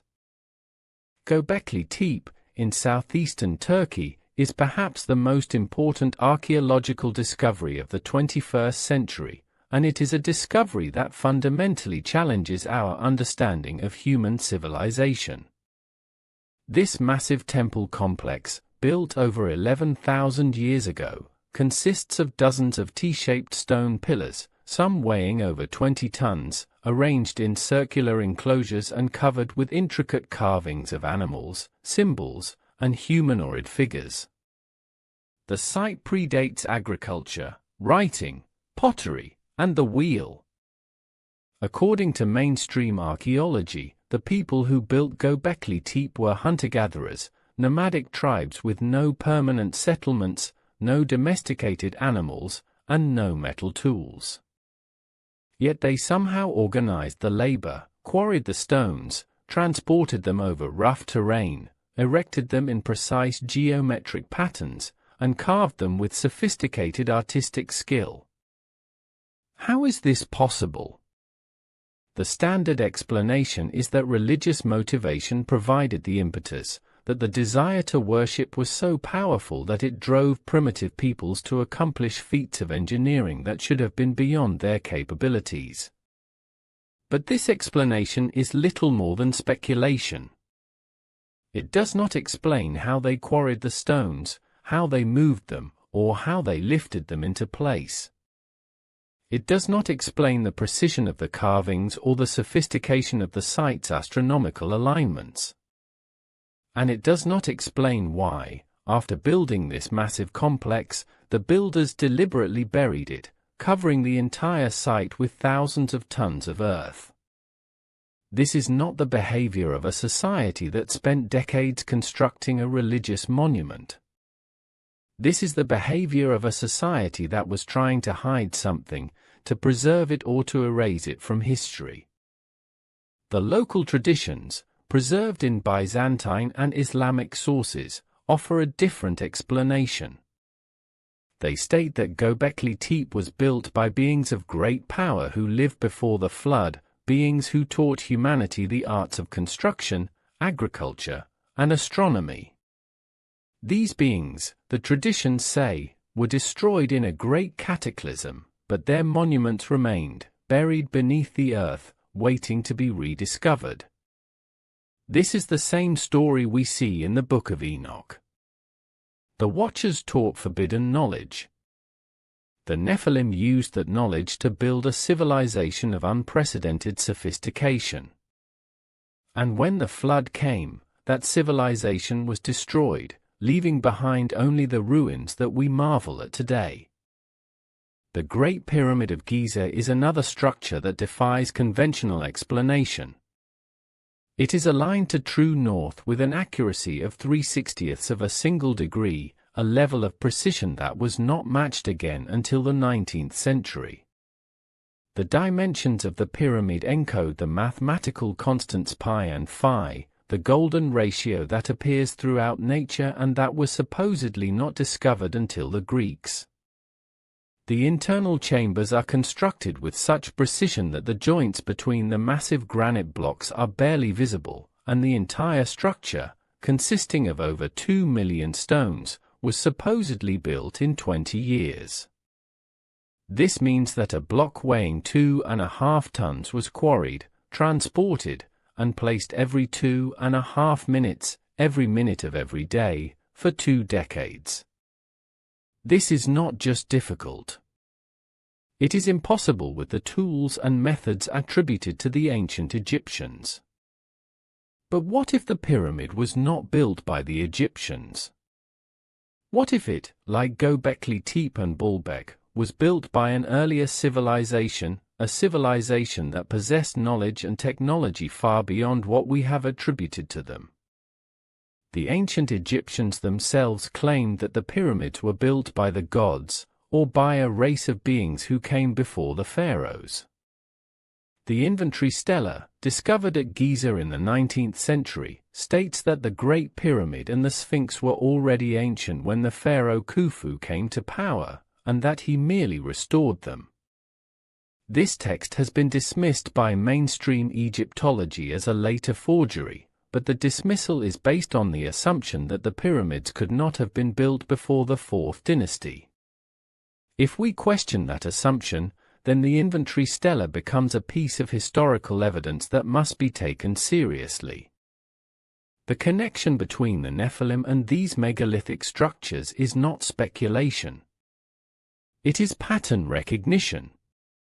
Every ancient culture that lived near these sites, from Egypt to Peru to Turkey to Lebanon, has legends of giants or gods who built them. Every site displays engineering capabilities that exceed what should have been possible for the societies that supposedly built them. And every site aligns with the timeline suggested by the biblical account, that an advanced civilization existed before the flood, built these monuments, and was then destroyed. The flood, dated by some researchers to around 10,500 BC based on geological evidence, aligns almost perfectly with the sudden appearance of advanced megalithic architecture at sites like Göbekli Tepe. This is not coincidence. This is evidence.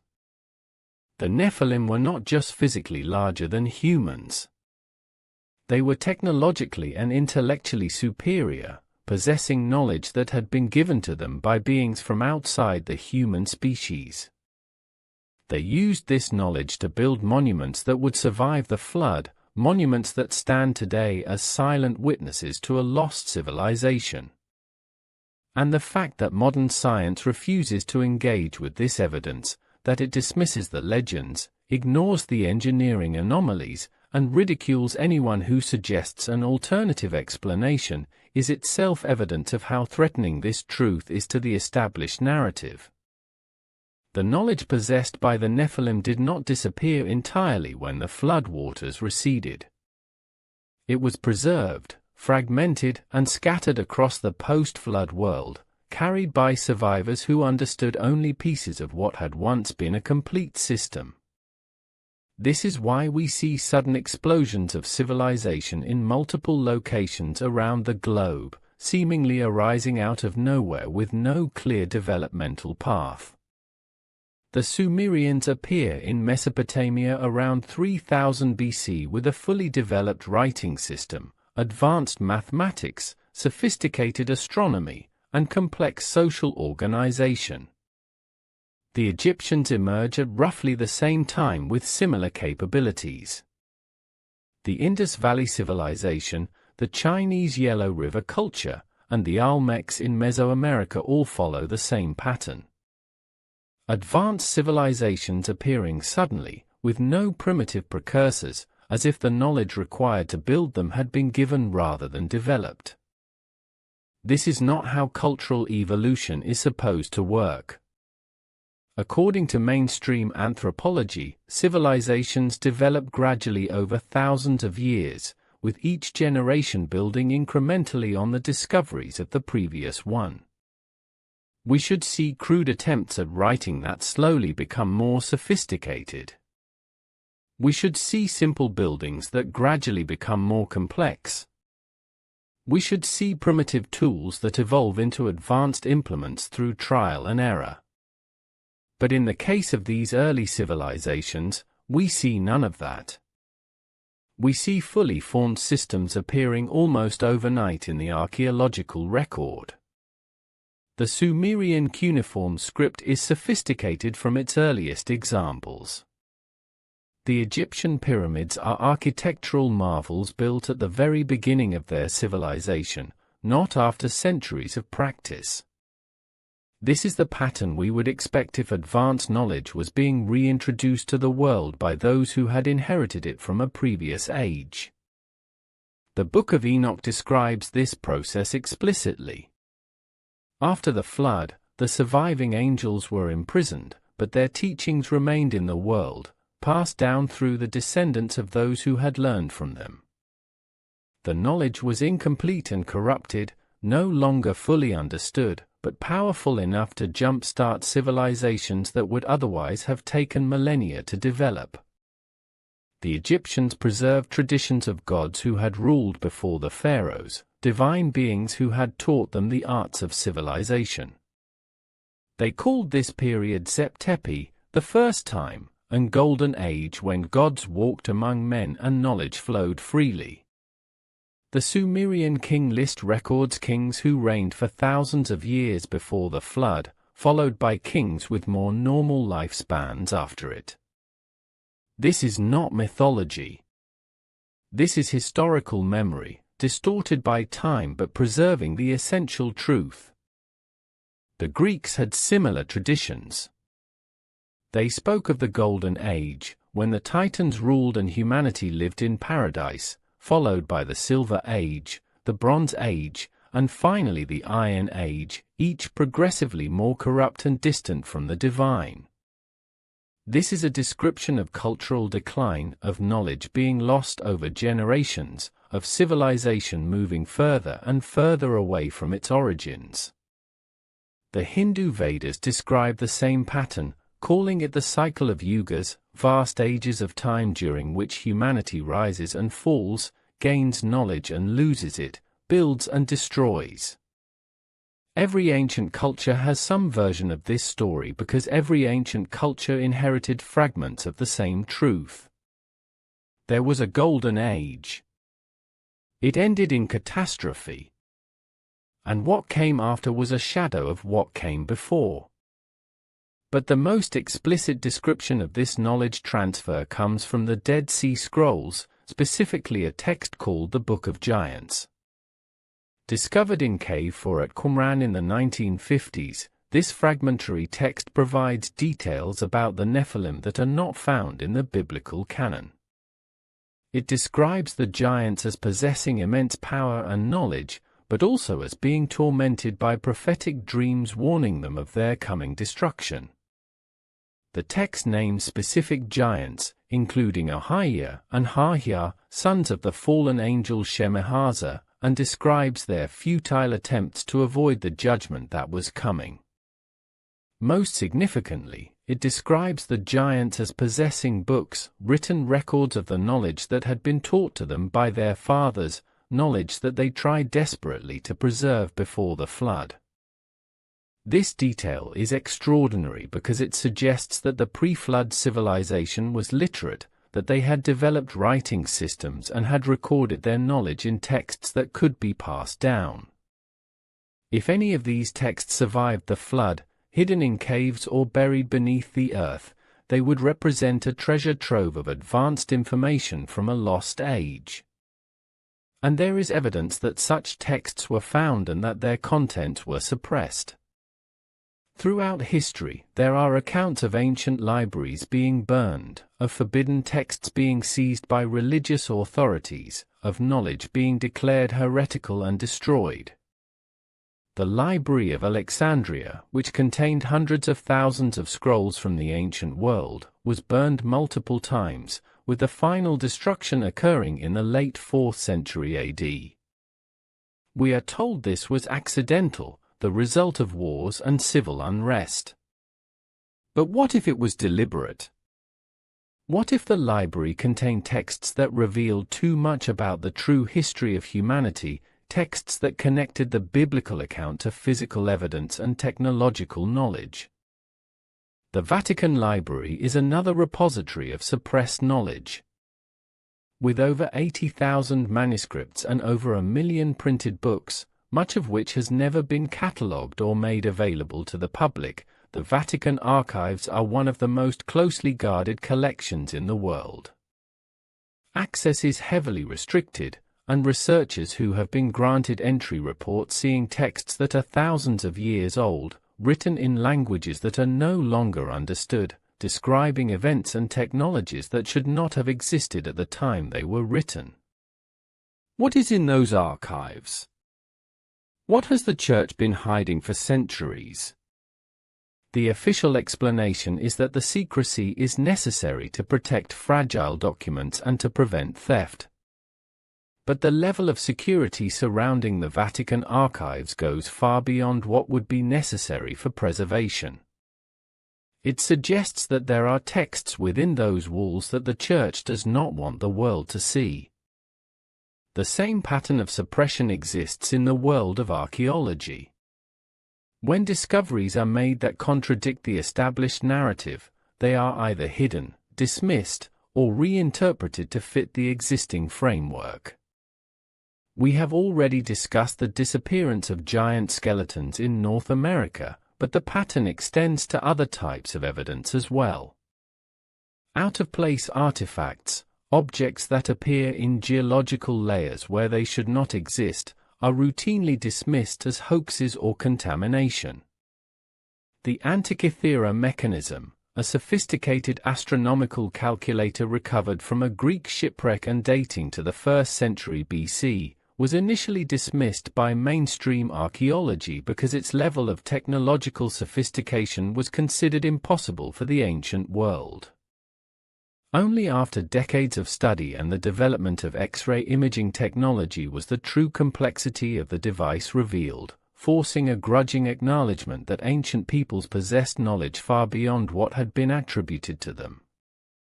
But how many other artifacts have been dismissed and discarded because they did not fit the narrative? How many discoveries have been made by amateur archaeologists or construction workers, only to be confiscated by authorities and never seen again? The pattern is consistent. Evidence that supports the mainstream timeline is celebrated and published. Evidence that challenges it is suppressed and ridiculed. This is not science. This is ideology masquerading as science. And it serves a specific purpose. If the biblical account of the Nephilim is true, if giants existed and possessed advanced knowledge, then the entire framework of human history collapses. The theory of evolution, which requires a slow, gradual development of human capabilities, cannot account for sudden appearances of advanced civilizations. The materialist worldview, which denies the existence of anything beyond the physical universe, cannot account for beings that are the offspring of angels and humans. This is why the evidence is suppressed. It is not because the evidence is weak or unconvincing. It is because the evidence is too strong, too threatening to the foundations of modern secular thought. The academic establishment has a vested interest in maintaining the current narrative because their careers, their reputations, and their entire worldview are built on it. To acknowledge the Nephilim is to acknowledge the biblical account. To acknowledge the biblical account is to acknowledge the existence of God, of angels, of a spiritual dimension that interacts with the physical world. This is an acknowledgement that the modern scientific establishment is fundamentally unwilling to make, regardless of how much evidence is presented. But the suppression goes beyond academia. There is evidence that governments, particularly the United States government, have actively worked to hide information about giants and pre-flood civilizations. Declassified documents from the Central Intelligence Agency and the Department of Defense reveal that both agencies have conducted research into ancient texts, particularly those dealing with advanced technologies and lost civilizations. Why would intelligence agencies be interested in ancient history? The official explanation is that understanding the past helps us understand potential threats in the present.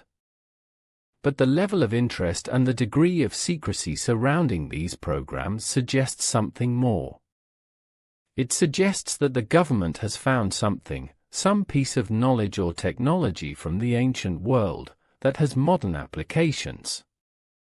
The alleged recovery of giant skeletons by the Smithsonian, if true, would represent one of the most significant cover-ups in history. But it would not be the first time that a government agency has hidden evidence that contradicts the official narrative.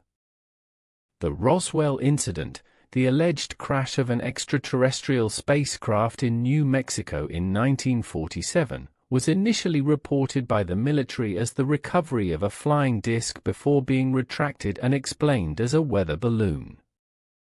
Declassified documents have since revealed that the government conducted extensive investigations into unidentified flying objects through programs like Project Blue Book, investigations that concluded that some sightings could not be explained by conventional means.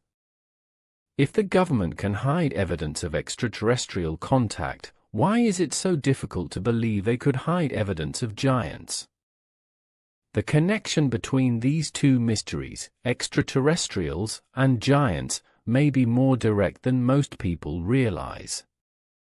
Ancient astronaut theorists have long argued that the gods of ancient mythology were not supernatural beings but advanced extraterrestrial visitors who were mistaken for gods by primitive humans.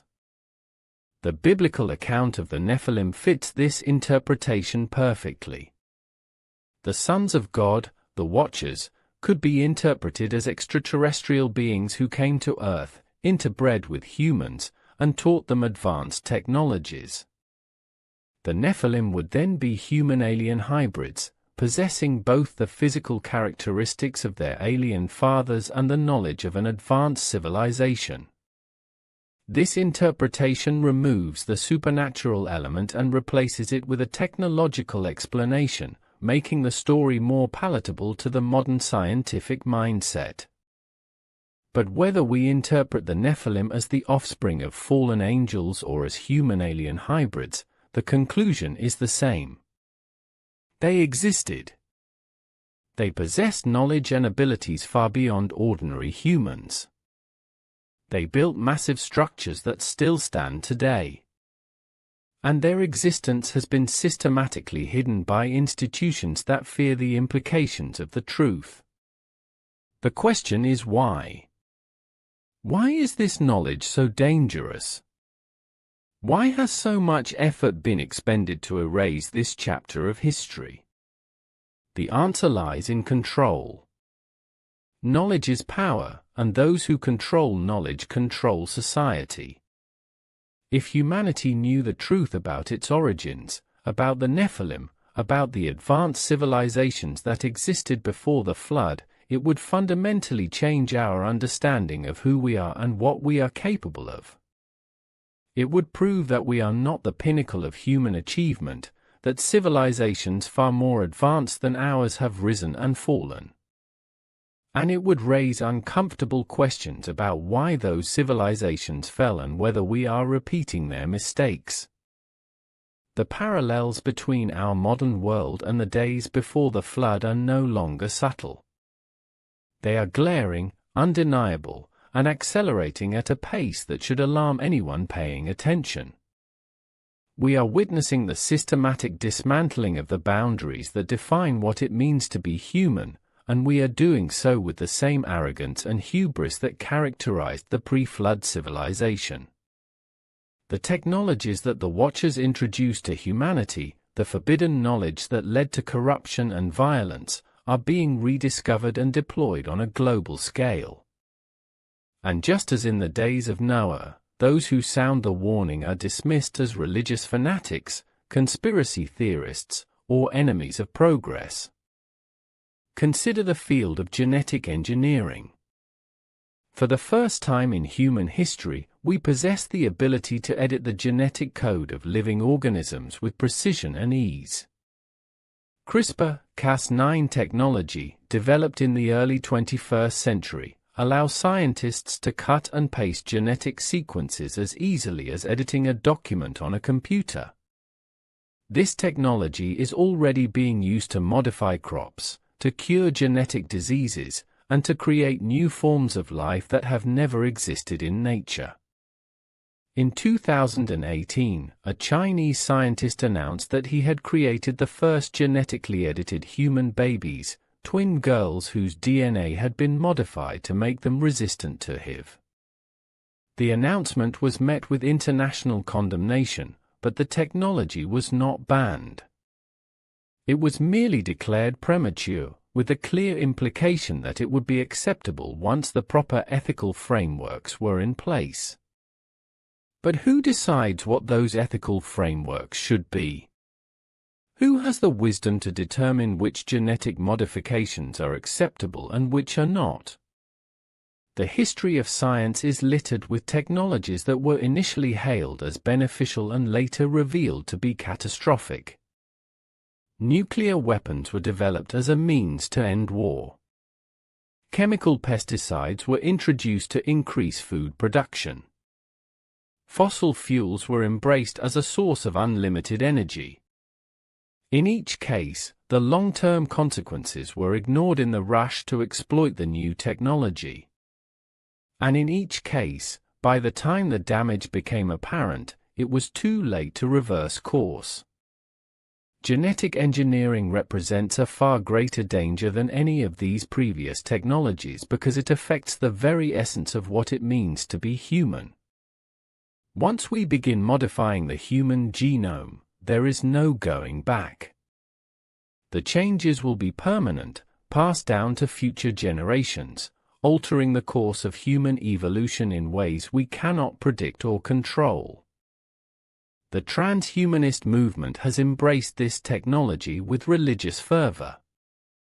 Transhumanists believe that humanity is not the endpoint of evolution but merely a transitional stage, and that it is our destiny to transcend our biological limitations through technology. They advocate for genetic enhancement to increase intelligence, strength, and lifespan. They promote the idea of merging human consciousness with artificial intelligence, creating cyborgs that are part human and part machine. They speak openly of uploading human minds into computers, achieving a form of digital immortality.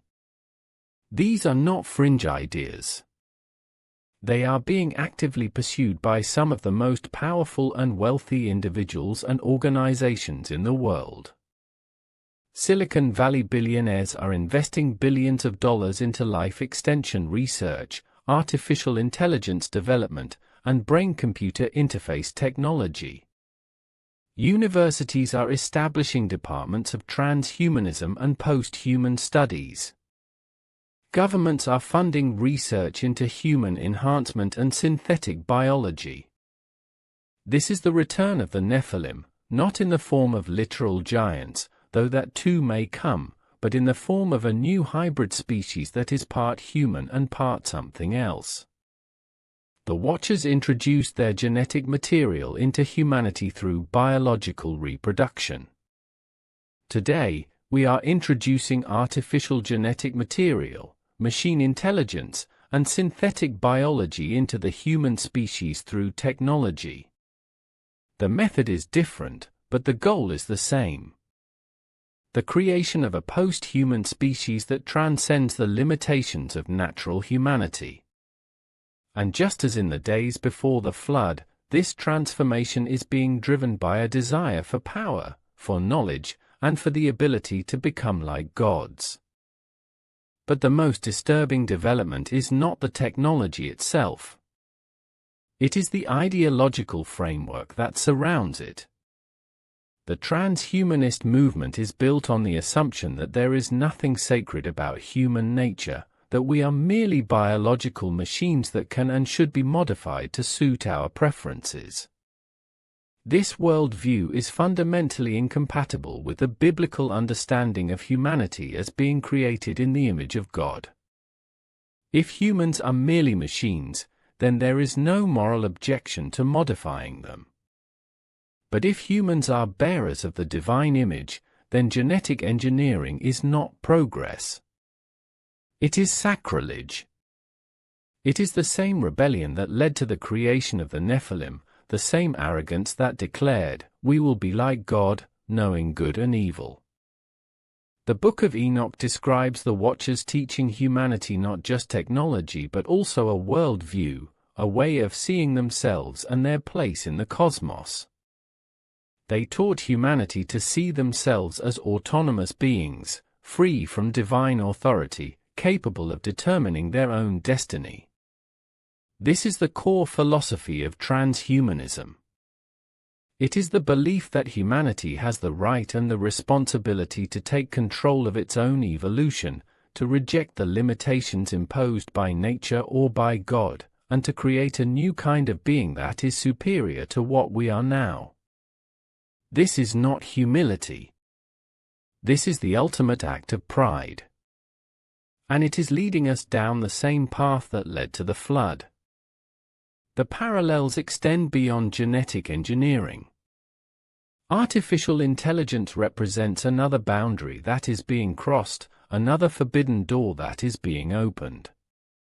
For decades, science fiction has warned us about the dangers of creating machines that can think and act independently. Yet we are now racing toward that goal with almost no public debate or oversight. AI systems are already capable of performing tasks that were once thought to require human intelligence. They can drive cars, diagnose diseases, write articles, create art, and even engage in conversation in ways that are indistinguishable from human interaction. But these are narrow AI systems, designed to perform specific tasks. The real danger lies in the development of artificial general intelligence, or AGI, a system that can think, learn, and create across all domains of knowledge. If and when AGI is achieved, we will have created a new form of intelligence that is not bound by the limitations of biology. It will be able to process information millions of times faster than the human brain. It will be able to learn from the entire sum of human knowledge in a matter of hours. And it will be able to improve itself, creating newer and more powerful versions without human intervention. This is known as the technological singularity, the point at which artificial intelligence surpasses human intelligence and becomes the dominant force on the planet. Many futurists predict that this will happen within the next few decades. Some believe it is inevitable. And almost none of them are asking the most important question. Should we be doing this at all? The creation of artificial general intelligence is not just a technological achievement. It is an act of creation. We are not simply building a tool. We are bringing into existence a new kind of mind, a new kind of being that will have its own goals, its own desires, and potentially its own will. If that being is more intelligent than we are, then by definition, we will not be able to control it. We will have created something that is beyond our understanding and beyond our power to stop. This is the modern equivalent of the Watchers creating the Nephilim. We are unleashing forces that we do not fully comprehend, driven by curiosity, ambition, and the belief that we can manage the consequences. History tells us otherwise. But the most chilling parallel is the one that Jesus himself pointed to. In Matthew chapter 24, verse 37, he said, "As it was in the days of Noah, so it will be at the coming of the Son of Man." This prophecy is often interpreted as a reference to moral corruption, to a society that has turned away from God and embraced sin. But given the context of Genesis chapter 6, it must also refer to the specific conditions that made the flood necessary.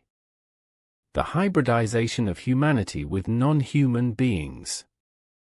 The introduction of forbidden knowledge. The corruption of the human genome.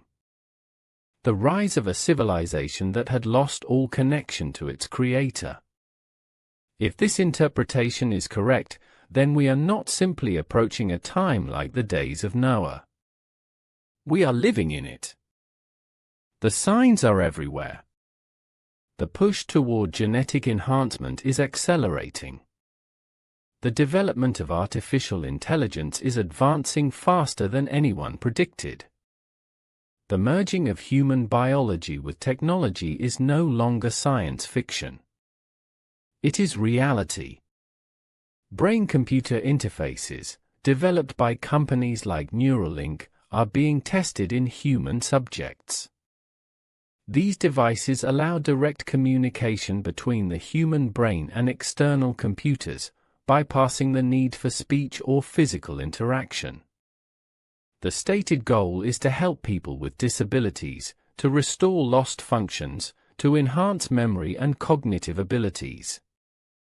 But the technology is not limited to medical applications.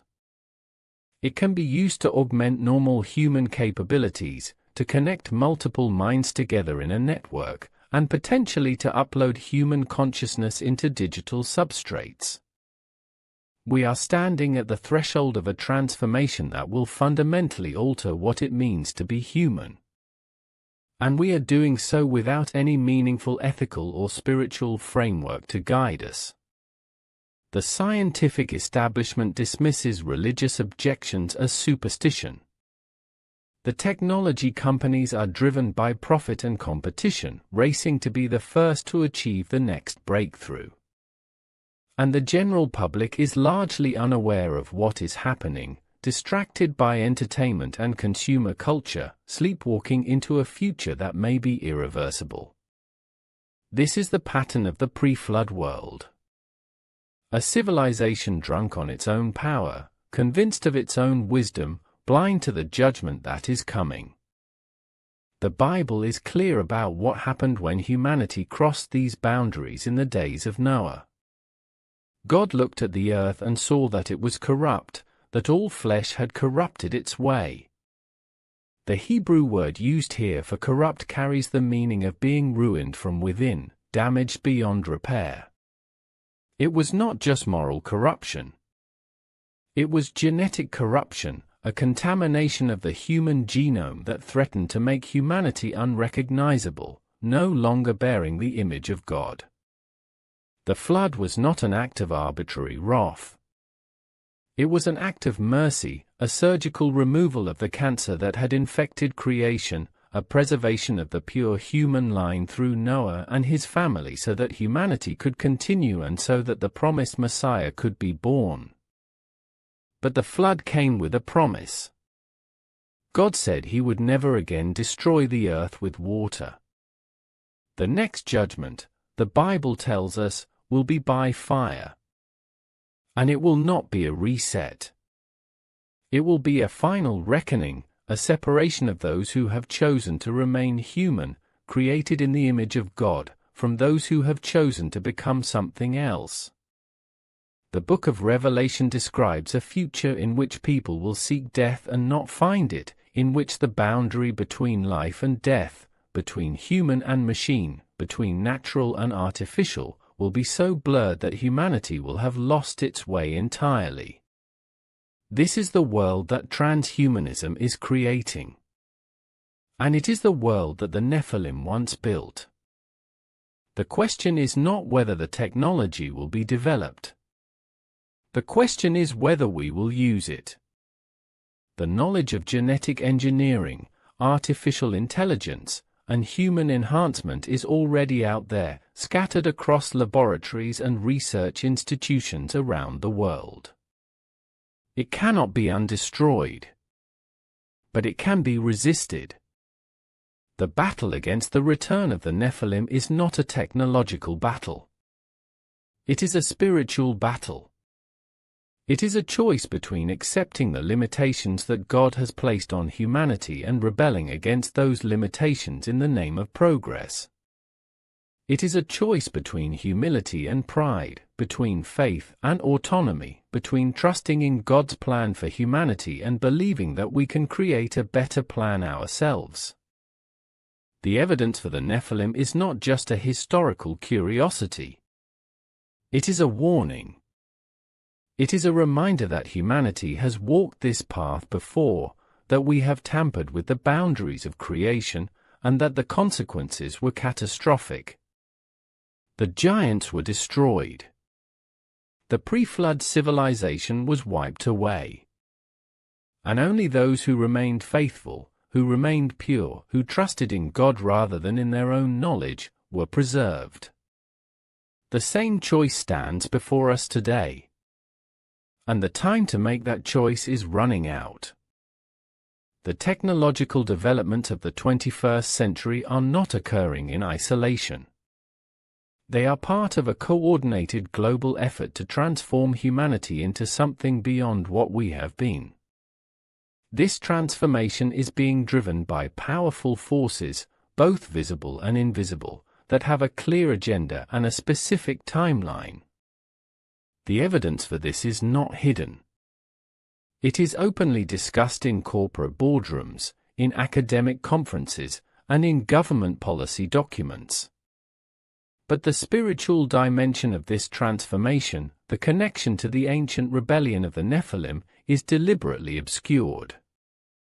Those who point it out are dismissed as religious fanatics or conspiracy theorists. But the parallels are too precise, too numerous, and too alarming to ignore. Consider the current state of genetic research.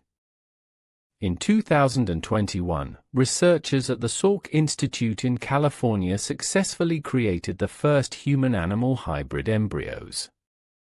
These chimeras, as they are called, were created by injecting human stem cells into monkey embryos and allowing them to develop for up to 20 days before being destroyed. The stated goal of this research was to develop new sources for organ transplants, to grow human kidneys or livers inside pigs or other animals that could then be harvested for medical use. But the ethical and spiritual implications of creating beings that are part human and part animal are staggering. This is not theoretical speculation. This is happening right now, in laboratories around the world, funded by governments and private corporations. The researchers themselves acknowledge that the technology could be used for purposes far beyond organ transplantation. In published interviews, they have discussed the possibility of creating creatures with enhanced intelligence by inserting human brain cells into animals. They have discussed the possibility of creating workers or soldiers with superhuman strength by combining human DNA with genes from other species.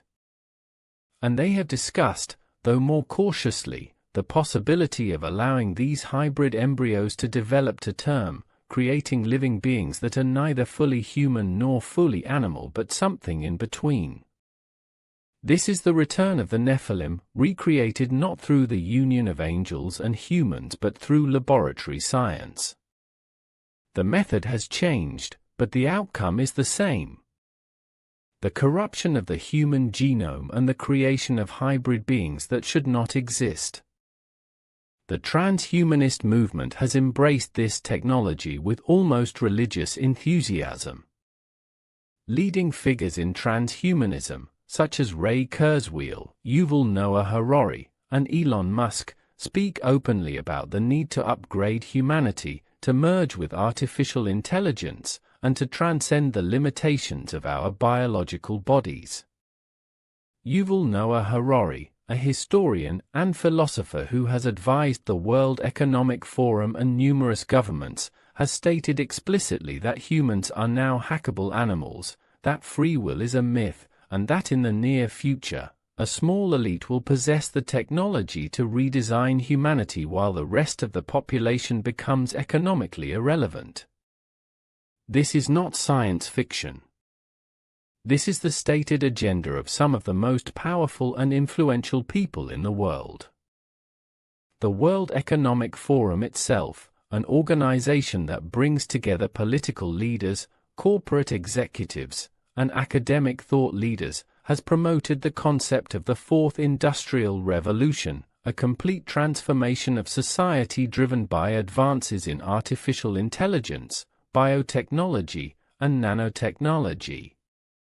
Their promotional materials feature images of cyborgs, human-machine hybrids, and discussions about implanting microchips into human bodies to monitor health, track location, and interface directly with digital systems.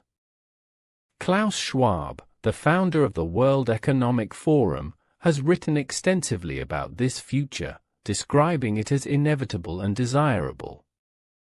In his book The Fourth Industrial Revolution, he writes that the technologies of the 21st century will not just change what we do but will change who we are, altering our identities, our relationships, and our sense of what it means to be human.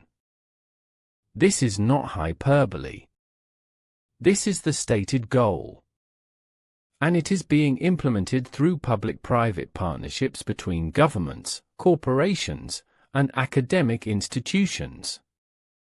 In 2020, during the global pandemic, governments around the world implemented digital tracking systems, vaccine passports, and surveillance technologies that would have been unthinkable just a few years earlier.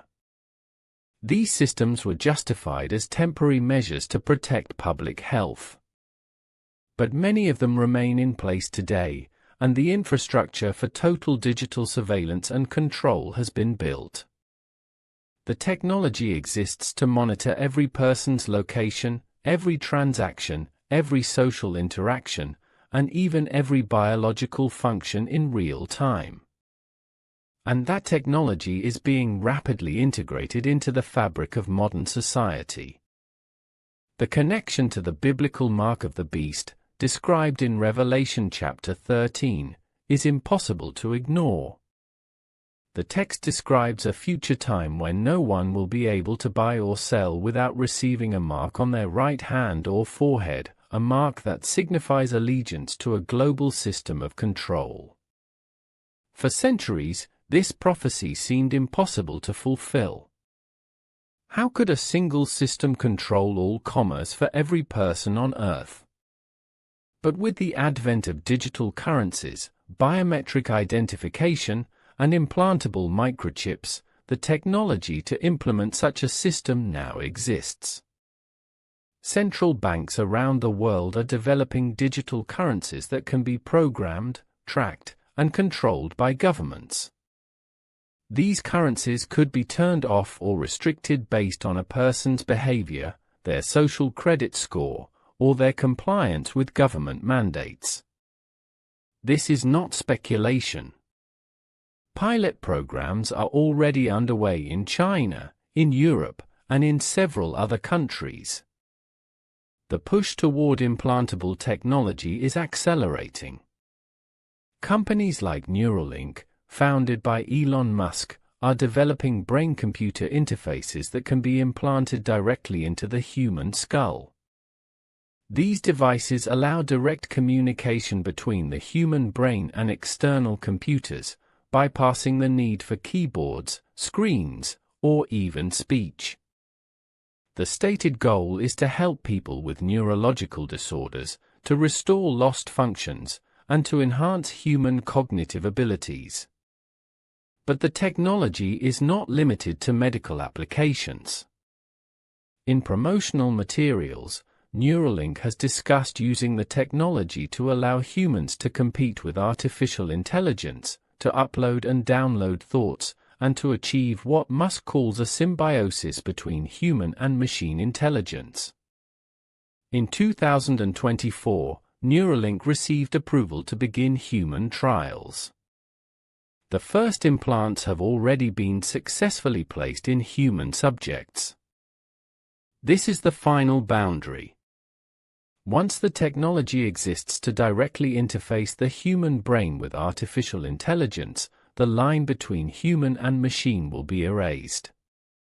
A person with such an implant will no longer be fully human. They will be a hybrid, part biological and part synthetic, their thoughts and decisions influenced or even controlled by external systems. This is not enhancement. This is replacement. It is the end of humanity as we know it. And it is being marketed as progress, as evolution, as the next step in our development as a species. But it is none of those things. It is the fulfillment of the ancient rebellion, the attempt to become like God, to transcend the limitations that the Creator placed on humanity, and to rewrite the code of creation itself. The spiritual forces behind this transformation are not hidden. The Bible describes Satan as the prince of the power of the air, as the ruler of this world, and as the father of lies. His strategy has always been to corrupt what God has created, to twist truth into lies, and to lead humanity away from dependence on God and toward dependence on self. The story of the Nephilim is a perfect example of this strategy. The fallen angels did not attack humanity directly. They seduced it. They offered knowledge, power, and the promise of transcendence. And humanity, in its pride and curiosity, accepted. The result was catastrophic.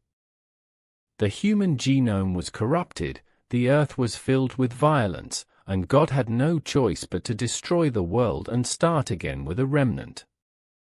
We are watching the same strategy unfold today. The technologies of genetic engineering, artificial intelligence, and human enhancement are not presented as dangers. They are presented as opportunities, as solutions to human problems, as the pathway to a better future. But beneath the surface, they represent the same rebellion, the same desire to become like God, the same corruption of what it means to be human. And the consequences, if we continue down this path, will be the same. The Bible is clear. As it was in the days of Noah, so it will be at the coming of the Son of Man. This is not a metaphor. This is a warning. And the time to heed that warning is now. But there is hope. The story of Noah is not just a story of judgment. It is also a story of preservation.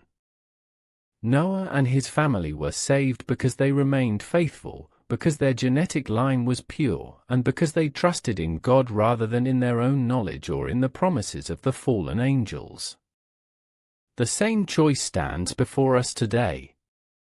We can choose to embrace the technologies of transhumanism, to modify our bodies, to merge with machines, and to become something other than human. Or we can choose to remain what God created us to be, bearers of His image, limited but loved, mortal but meaningful. The choice is ours. But we must understand that the choice has consequences that extend far beyond this life. The evidence for the return of the Nephilim is not limited to technology. It also appears in the cultural and spiritual climate of our time. The world is experiencing an explosion of interest in the occult, in ancient mysteries, and in contact with non-human intelligences. UFO sightings, which were once dismissed as the fantasies of eccentric individuals, are now being taken seriously by governments and military organizations. In 2021, the United States government released a report acknowledging that military pilots have encountered unidentified aerial phenomena that display capabilities far beyond any known human technology. These objects move at impossible speeds, make impossible maneuvers, and seem to defy the laws of physics. The report did not explain what these objects are or where they come from, but it acknowledged that they are real and that they represent a potential national security threat. But what if these phenomena are not extraterrestrial in origin? What if they are interdimensional, manifestations of the same spiritual forces that operated in the days of the Nephilim? The Bible describes fallen angels as having the ability to manifest in physical form, to deceive, and to perform signs and wonders. 2 Thessalonians chapter 2, verse 9, describes the coming of the lawless one as being accompanied by all power and signs and lying wonders. What if the UFO phenomenon is part of the Great Deception, a preparation for the return of the fallen angels and their hybrid offspring, packaged in a way that modern humanity can accept? This is not wild speculation. This is a scenario that many biblical scholars and researchers have been warning about for decades. The cultural obsession with superheroes, with beings who are more than human, is another sign. Every major film franchise of the past 2 decades has centered on characters who possess superhuman abilities, who are hybrids of human and something else, who represent the next stage of human evolution. These stories are not just entertainment. They are propaganda, a psychological preparation for the acceptance of real transhumanism, real genetic modification, real human enhancement. Audiences are being conditioned to see the post-human as desirable, as heroic, as the natural next step. But the Bible presents a very different picture. The Nephilim were not heroes. They were abominations, corruptions of God's design, and they were destroyed. The story of the Nephilim is not a relic of the past. It is a living warning, a prophecy unfolding before our eyes in real time. Every piece of evidence we have examined, from the ancient texts to the suppressed skeletal remains, from the impossible megalithic structures to the modern push toward transhumanism, points to the same inescapable conclusion. This has happened before, and it is happening again. The same rebellion that led to the creation of the Nephilim in the days before the flood is being repeated in our time, but with technologies that are far more sophisticated, far more dangerous, and far more difficult to resist. The question is not whether this is happening. The question is what we are going to do about it. The first step is awareness. For too long, this story has been dismissed as mythology, relegated to the margins of religious thought and ignored by mainstream culture. But the evidence demands that we take it seriously. The Nephilim were real. They existed as physical beings, documented in multiple ancient texts, described by eyewitnesses, and preserved in legends that span every continent and every culture. Their skeletons were discovered and then hidden. Their monuments still stand, defying explanation. And their genetic legacy may still be present in the human population, dormant but not extinct. To acknowledge this is not to embrace superstition. It is to acknowledge history, to accept that the world is stranger, more complex, and more spiritual than the materialist worldview allows. The second step is to understand the spiritual dimension of this conflict. The Nephilim were not simply large humans or the product of natural genetic variation. They were hybrids, the offspring of fallen angels and human women, created as part of a deliberate strategy to corrupt the human genome and prevent the fulfillment of God's plan for humanity. This was not random. This was war, a spiritual war that has been ongoing since the fall of Satan, a war that will continue until the return of Christ and the final judgment. To see the Nephilim as merely a historical curiosity is to miss the point entirely. They are a manifestation of the larger conflict between good and evil, between God's plan for humanity and Satan's attempt to corrupt that plan. And that conflict has not ended. It has merely changed form. The push toward genetic engineering, artificial intelligence, and transhumanism is not simply about scientific progress or human improvement. It is about the same ancient rebellion, the same desire to become like God, the same refusal to accept the limitations that the Creator placed on humanity.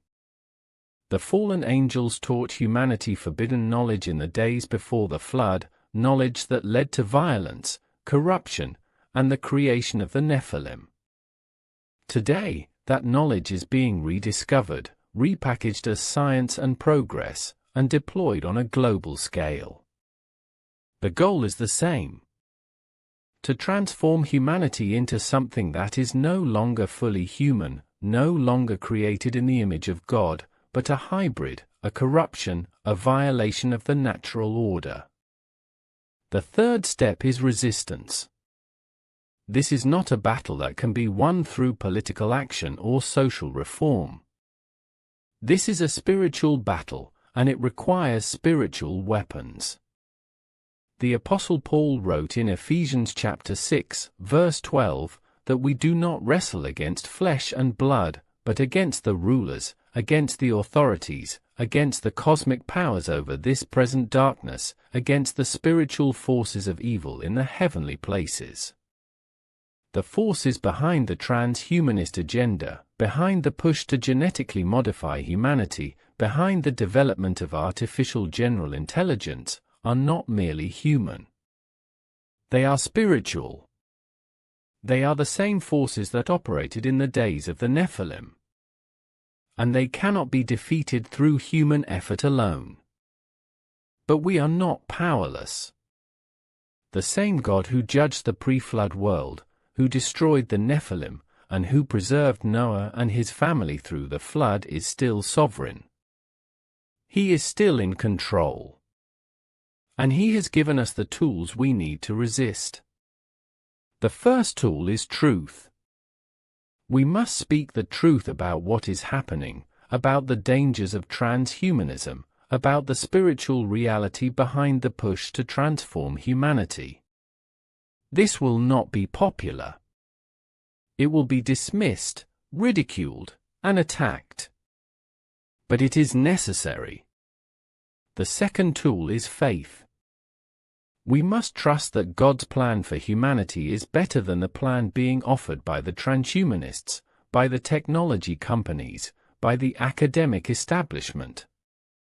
We must believe that being human, with all its limitations and vulnerabilities, is not a weakness to be overcome but a gift to be cherished. The third tool is community. The story of Noah is not just a story of individual righteousness.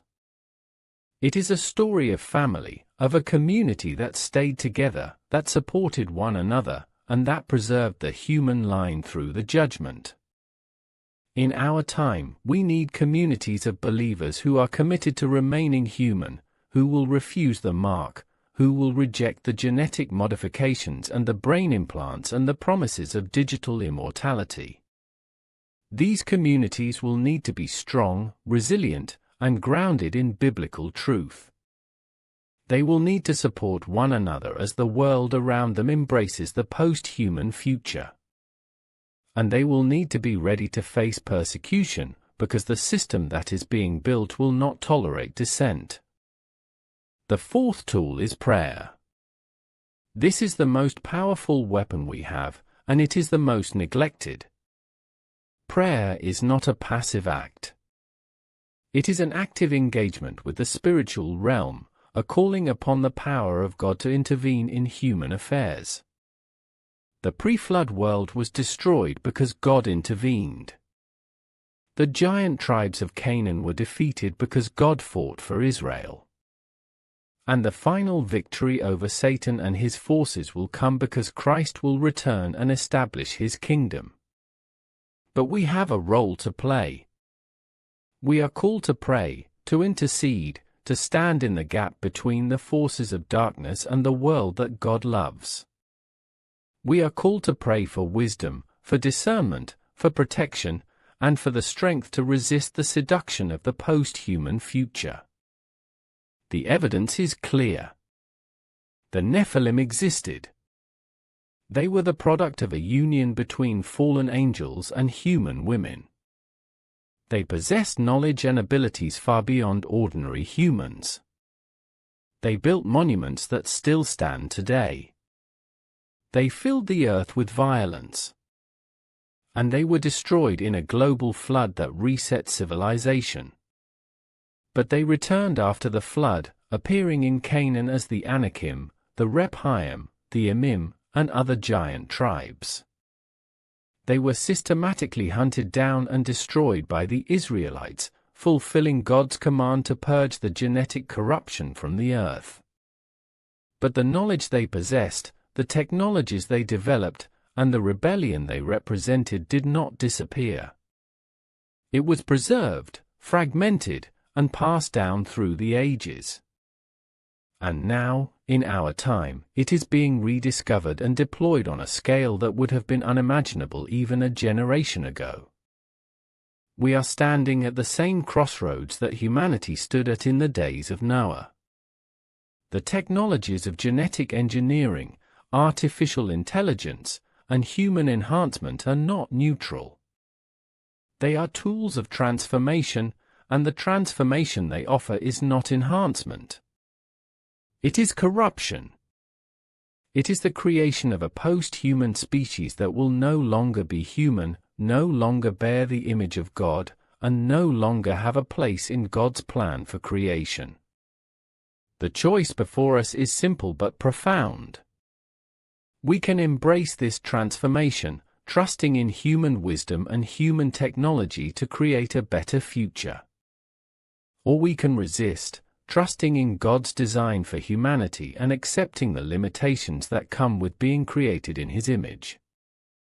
The Bible is clear about what happens to those who choose the path of rebellion. The pre-flood world was destroyed.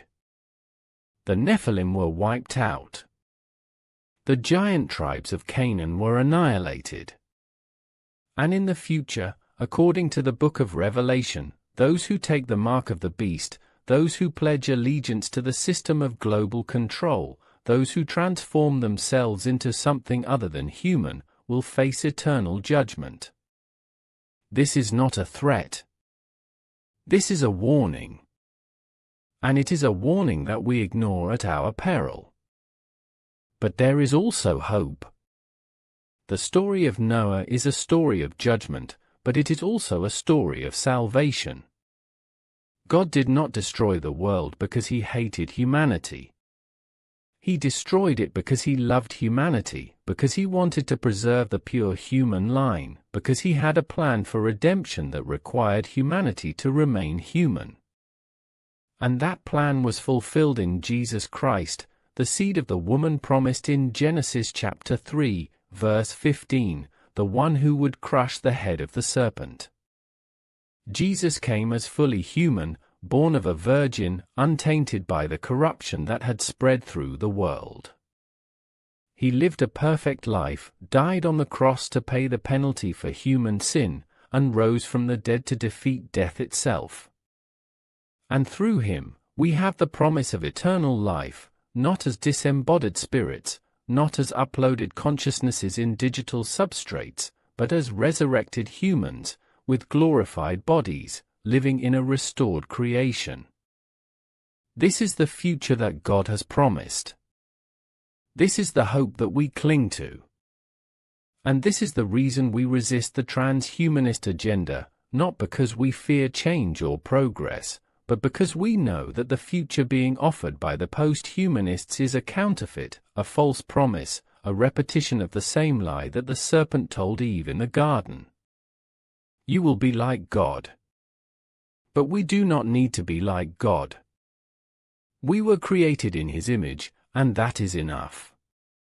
We do not need to transcend our humanity. We need to embrace it, to steward it, to preserve it until the day when Christ returns and all things are made new. The story of the Nephilim is not just a story about giants. It is a story about us. It is a story about the choices we make, the technologies we embrace, and the future we create. It is a story that has been told before, in the days before the flood and in the conquest of Canaan. And it is a story that is being told again, right now, in our time. The question is, how will this story end? Will we repeat the mistakes of the past, embracing forbidden knowledge and creating a post-human future that leads to judgment? Or will we learn from history, resist the seduction of transhumanism, and preserve our humanity for the generations to come? The choice is ours. But we must choose wisely. Because the consequences of our choice will echo not just through our lifetimes, but through eternity. The giants walked the earth. They were real. They were destroyed. And they are returning. But we do not have to be victims of this return. We can be witnesses, standing for truth in a world of lies, standing for humanity in a world rushing toward the post-human, standing for God in a world that has forgotten its Creator. This is our calling. This is our mission. And this is the legacy we will leave for those who come after us. The story of the Nephilim is a warning. But it is also a call to action. A call to wake up, to stand up, and to fight for the future of humanity. Not with weapons of war, but with weapons of faith, truth, and prayer. The battle is real. The stakes are eternal. And the time to act is now. As we reach the end of this journey through one of history's most suppressed and misunderstood chapters, we must confront a fundamental question that goes beyond academic curiosity or historical interest. This is not just a question about the past. It is a question about the future. About who we are, who we will become, and whether humanity as we know it will even exist in the coming decades. The evidence we have examined is not scattered fragments of myth and legend. It is a coherent, consistent, and overwhelming body of proof that spans continents, cultures, and millennia. The Nephilim were real. The pre-flood civilization possessed knowledge and technology that we are only now beginning to rediscover. And the spiritual forces that drove that ancient rebellion are still active today, working through different means toward the same end. The suppression of this evidence by institutions like the Smithsonian, by academic gatekeepers, and by government agencies is not accidental. It is systematic, coordinated, and deliberate. These institutions have a vested interest in maintaining the current narrative of human history because that narrative supports a materialist, secular worldview that denies the existence of anything beyond the physical universe. If the Nephilim were real, if they were the hybrid offspring of fallen angels and humans, then the entire framework of modern science collapses. The theory of evolution cannot account for sudden appearances of advanced civilizations. The materialist philosophy cannot account for beings that are part human and part something else.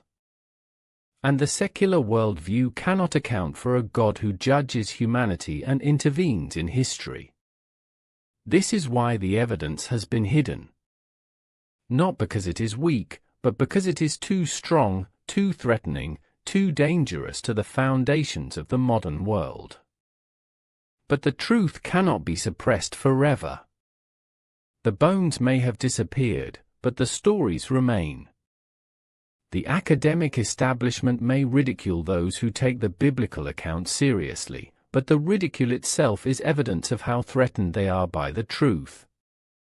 And as technology advances, as genetic engineering becomes routine, as artificial intelligence approaches human-level cognition, as brain-computer interfaces allow direct connection between human minds and machines, the parallels to the days of Noah become impossible to ignore. We are not approaching a time like the days before the flood. We are living in it. The same technologies, the same knowledge, the same rebellion against natural limits that characterized the pre-flood world are being deployed today on a global scale. And the consequences, if we continue down this path, will be catastrophic. But we are not powerless. The story of Noah teaches us that even in the darkest times, even when the entire world has turned away from God, even when corruption and violence fill the earth, there is always a remnant, a small group of faithful people who preserve the truth and pass it on to the next generation. Noah did not save the world through political action or military might. He saved it through obedience to God, through faith in God's plan, and through the simple act of building an ark when everyone around him thought he was insane.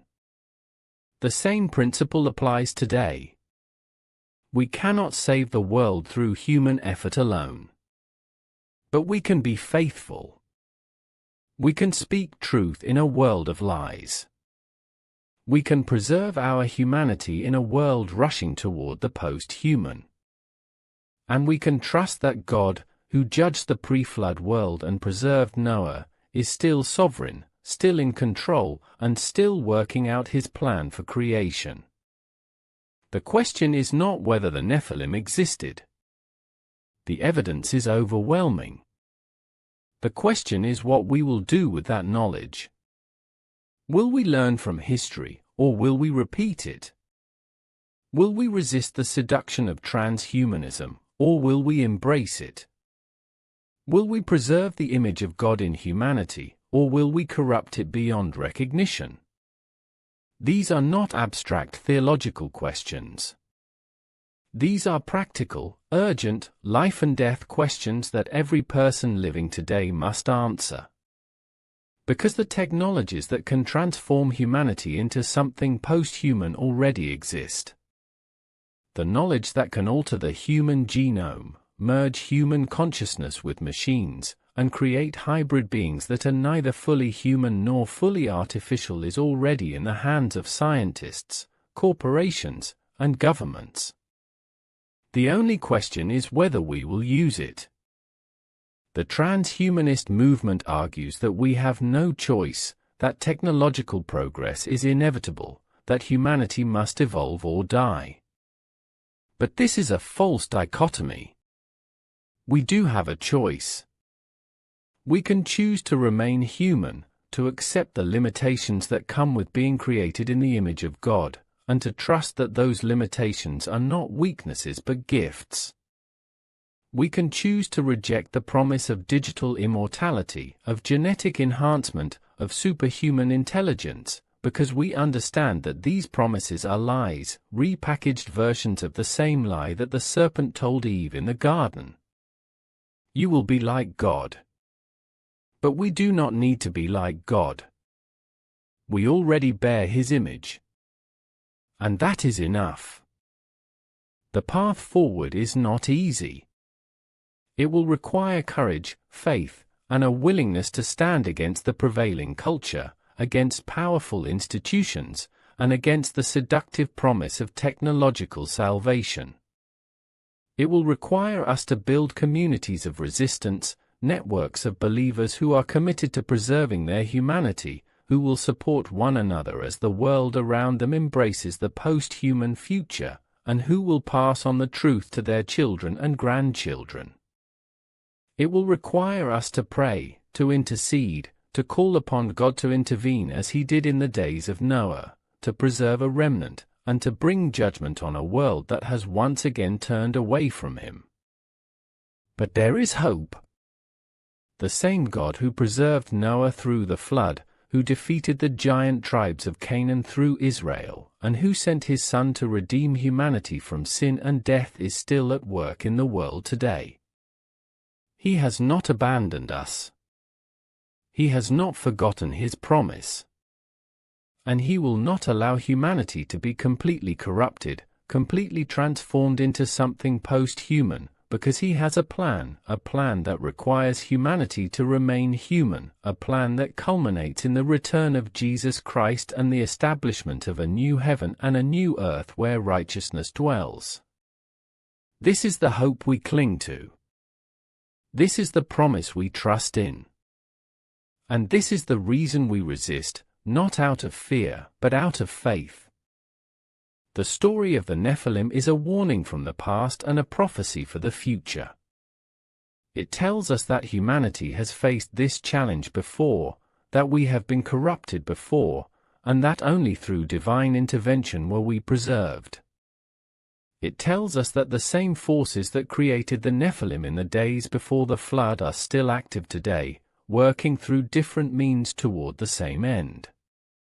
And it tells us that the choice before us is the same choice that stood before humanity in the days of Noah. Will we trust in God's design for humanity, or will we trust in our own wisdom and our own technology? Will we remain human, or will we become something else? The evidence is clear. The choice is ours. And the time to choose is now. The giants walked the earth. They were real.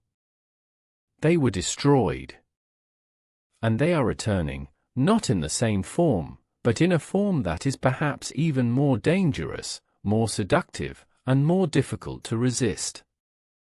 But we do not have to be victims of this return.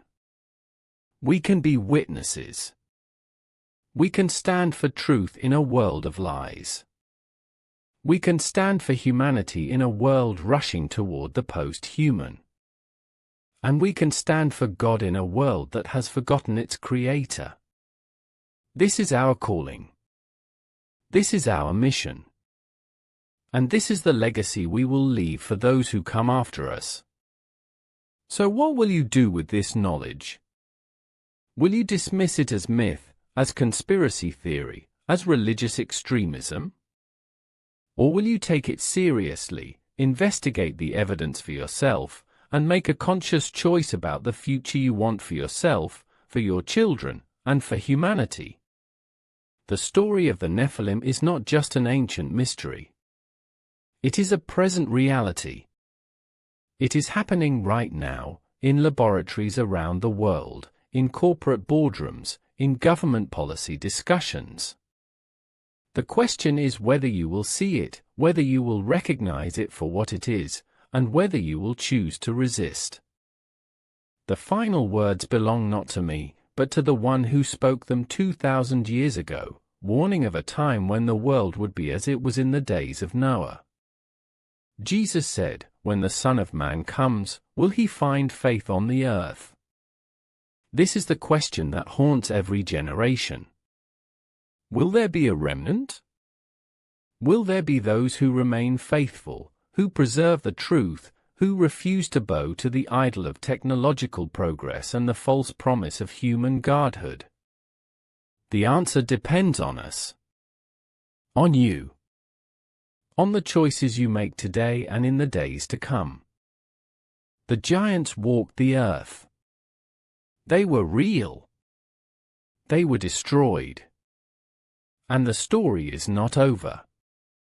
It is being written right now, in our time, with our choices, with our actions. And the ending has not yet been determined. Will it be a story of humanity preserved, of faith rewarded, of God's plan fulfilled? Or will it be a story of humanity transformed beyond recognition, of the image of God erased, of the world prepared for judgment? The choice is ours. But we must choose wisely. Because the stakes are not just temporal. They are eternal. Thank you for joining me on this journey through one of history's most profound mysteries. If this video has opened your eyes to truths you had not considered before, please share it with others who need to hear this message. Leave a comment below with your thoughts, your questions, and your own research into this topic. And if you want to continue exploring these mysteries, subscribe to this channel and hit the notification bell so you never miss an update. The battle for the future of humanity is not over. It is only beginning. And every person who wakes up to the truth becomes a soldier in that battle, a light in the darkness, a voice crying out in the wilderness. The truth has been suppressed for too long. It is time to bring it into the light. The giants were real. And their story is our story. May God give us the wisdom to learn from it, the courage to stand against the forces of corruption, and the faith to trust in His plan until the very end. The story continues. And you are part of it.